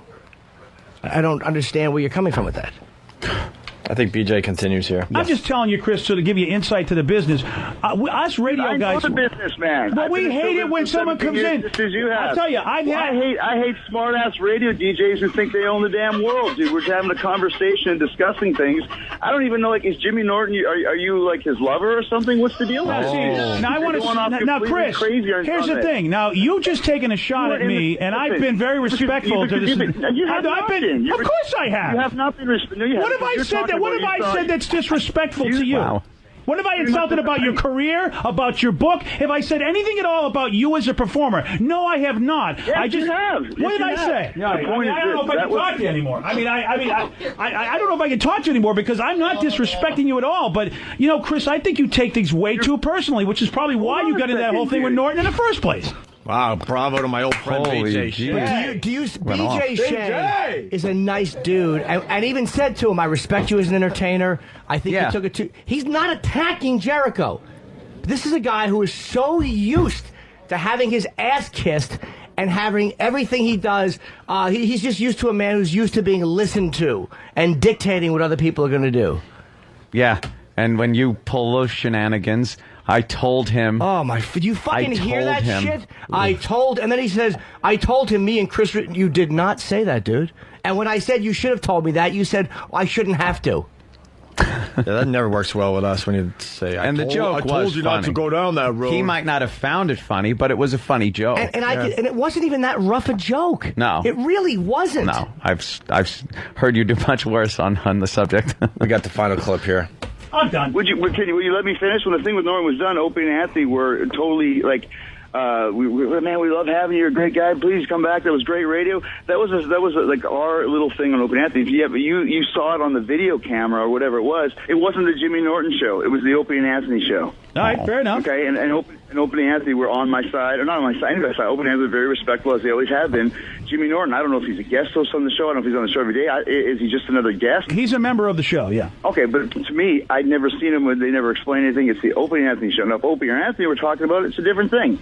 And they wouldn't say it either because they're respectful of their guests. No. Okay, there's the another Jimmy Norton show, he can say whatever the hell he wants. Okay, there's another line. Hey, Chris, we do have to run, and you know what? I think you make some... No, we do. I mean, we have to, but you make good points. Another lie then. Okay, so it was the Opie and Anthony show. They can say what they want, but I thought the problem was that it was a bad joke. So I hope somebody else can at least understand the horse shit he is spewing about this. Yeah. All right, well, we should get... well, that'll make a few wrestling message boards, and then people will bash you. Who cares? And, I don't give a fuck. I know you don't. But let him. Let's go get Chris Jericho back on the phone tomorrow or Wednesday. If he wants to come on, yeah. I would love to hear that explanation. It's the Opie... I understand that. It wasn't like I took over the interview. I'm not a wrestling fan. I said very little about that. Mm-hmm. And after he... This is what really annoys me. And Opie and Anthony were very respectful. Afterwards, I even talked to him and said I would never have been disrespectful about your mother if I had known I was not trying to do that. I was very cool with him about that. I was not arrogant or a douchebag to him in any way, shape, or form. But he doesn't mention that. Ugh. Sorry I didn't listen to the alpha male. Sorry. Let's say hi to Shane in Tennessee. Shane? Hey, boys, how are you? Good. Jimmy, I don't think it was just the point of it was a bad line or anything, because it was a good fucking line. The thing is, I think that he just got mad that he told you not to do it. The little guy smarted off to him. What shit he could do about it, so he got his panties in a wad, and he just can't get over the fact that a smaller guy said, you know, what you did say to him. There ain't shit he can do about it. He's not used to that. He's a cocky fucking jock like they were in high school, and when you smarted off to him in high school, they could beat you up. Not anymore. This is the fucking real world, so he can go fuck himself. He's probably wrecked guys like you. Of course he has. Of course he has. He's a fucking douche. And the problem... Frankus. And again, it was, yeah, you're right. That's exactly what it is. He has wrecked guys like me. Of course he has. And he could now if he wanted to. I'm not coming off like I'm standing up to Jericho. Believe me, if he wanted to smack me in the face, I would shut my mouth. I'm not an idiot. Let's go to... I don't want to see that, because I couldn't help. I don't either, and I wouldn't expect you to. I would give the old, leave him alone. I wouldn't expect you to jump in. Let's say hi to LJ from Boston. LJ. Hey, what's up? Hey, LJ. I was just calling about the sleep apnea thing. I used to sleep with a guy in college that had one of those creepy fucking masks. And what did it do for the sex life? Nothing at all. Did it hurt it? Well, no, like, we would have sex and be like, okay, like, go to roll over, and then he'd be like, oh, whoops, I gotta put my mask on, and it was just creepy. Like, you don't want to sleep with somebody that's, like, hooked up to a machine, feel like they're... Like who? If you could describe the mask or who it might have looked like. Oh, what, like Darth Vader? See? Oh, that's a funny one. Yeah. He just, it was just, I felt like he should have been, like, 80, not 22. Yeah, I'm with LJ, man. Just seems weird. It is a little. That's why I don't want to get older and all of a sudden you like freaking have a colostomy bag or something. You're still trying to bang broads. Well, there's a big difference between a little mask to doze off and a shit bag that you lug around to events. But I'm just saying, as you get older, there's other things that come into play. And it's like, I don't know, man. Like, my dad has a mask, and there's no way. Like, I don't know. I got out of that one pretty quick. Yeah. All right, LJ. Thank you. All right, thanks, boys. All right. Crazy show today. Than and Sam, Ron and Fez doing this on theirs? This is kind of their storyline, or what? Sure. It was Than and Sam versus what? High Society? Yeah. Yeah, yeah. Yeah. Well, no, I'm just asking. Is it going to play out on their show? Where's Bronx Johnny? If they come in today, we're ready to take them on. You never know if they're going to show up or not. No. Well, there was that show. Oh, well, there he is. Okay. Bronx Johnny, what's up, bro? Hey, Pimpin'. What do you got? So the big showdown happened on Saturday on 202? Yeah, we showed up. Yeah, we did our thing Saturday night, man. Right. That went pretty good. Is Ron and Fez like playing this out on their show? I don't know. I figure as such. Because you guys did more. They did more on it on Friday, right? Yeah. Okay. Because the deal was, like, we asked Than and Sam to come up with their 5 minutes of Radio Gold, and you guys got 5 minutes? Yeah, no, we're doing that right now. All right, so it is going to play out on Ron and Fez probably later today. Ron and Fez, noon to 3. Noon to 3. Oh, damn! Man. Huh? Beat me to it. Again? Yeah. Again? That should have been the first thing you said when you sat down. Dude, I'm so You should have opened with that. I'm so smoked out of my mind, I barely know where I'm at right now. I wasn't going to remember that. Are you high? Not high, just enjoying shit. Yeah. That's how I'm looking at it. Yeah. Well, shout out to Jay Moore, who does his thing on Fox Sports. Sure. He called your show? He called the show He up. called up. That felt real good, man. Was he giving you mad props and respect? He liked the show. I don't know if it was respect, just he liked the show. Take what I can get. Yeah? Oh, yeah. Sam, not impressed. I'm not here to impress Sam. I'm here to impress fans and shit. If you go to the message boards, we got that. So Well, it all depends on which ones you go to, I guess. You got that? you go to basically all of them. We took that. Yeah? Is that true, Than? No, the only message board Sam? that we go to is thanandsamfanclub.com. We swept it, so Yeah. they're pretty smart over there. 5 votes to none? Yeah. Sorry. But these guys did do something pretty funny because it started off with Than and Sam doing their show. And then at the end of their show, they made it sound like the channel was going off the air for the night before. Before High Society could, like, do we have that clip? Yeah. Yeah, this is what these guys did at the end of their show on Saturday night. Thanks for Opie and Anthony and Ron and Fez for bringing our radio war into the spotlight. Unfortunately, the channel is going to go dark after our show. They have to do some maintenance on the satellites or something. And after the performance that the High Society kids had on Ron and Fez, they didn't really want to go for it, so... They lost a lot of confidence. So unfortunately, there will be no audio Yes. going over this channel, so there's probably no point staying tuned in. But thank you for listening to us. Thanks a lot. And see you next time. Wait for it. This concludes Saturday Night Virus. You went with the tone. Oh, that's horrible. He was only on for 20 seconds. It's long enough. Yep. Yeah. Sure you got a few people switched right away. Oh, you should have went for an hour. Really fuck them up. That's pretty funny. This concludes our broadcast day. All right, well, that's going to play out a little more on the Ron and Fez show. Than and Sam versus High Society. It's really their thing that they started, so tune in at noon to see how it plays out today, okay? All right. Are we ready for Line of the Day? Yes. I don't know. Are we? Hope so. Line of the Day is brought to you by BodogFantasy.net. Free live scoring, stats, bios, and news that will help you win big this season in fantasy football. All at BodogFantasy.net. Here is a runner-up Line of the Day. No, this one's good, too, because I got the 7. It's 1-800-DUMB. Yeah. CUNN. Yeah. That's 7. N. And that's it. You don't need the last letter because you only need 7. So that one's good, too. Exactly. It was good. You just, That was a good line. Everybody was trying to figure out if it was going to get dumped out of, I think. Yeah. So. That's true. Yeah. BowDogFantasy.net. Here's another runner-up line of the day. I've heard it all before. How many did you do last year before You're fat, decided stupid, to puke? irresponsible. Your father I believe it was 75. Had to throw that one in, didn't you? I didn't. I just was adding to the list. Yeah. Hey, Not Drinking Challenge, December 7th. Mark your calendar. Time for line of the day. Here it is. Here comes line of the day, line of the day.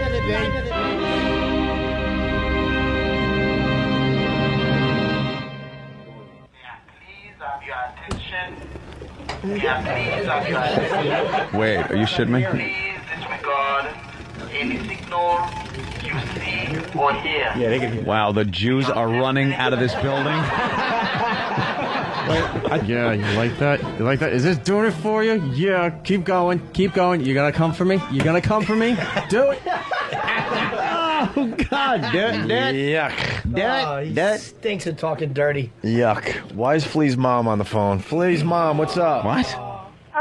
I just wanted to say that people don't remember what you or know what your show is about, and you've done jokes on miscarriages, and I've cringed, and you made Jewish jokes, and I cringed. You've cringed because you should have had one. See,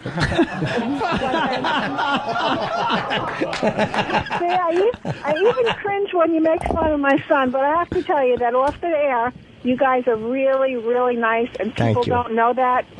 And we like your son. We like Flea. Your son. You're not supposed to say that on the air, are you? Nah, I say he's a good boy. Nah, he's all right. Thank you, but I just get annoyed like when people like Chris Jericho, or one time you had a Jewish woman ranting and raving at poor Richard Voss about things he said, and people just have to lighten up and know what the show's about, and if they don't, switch the channel. That's all.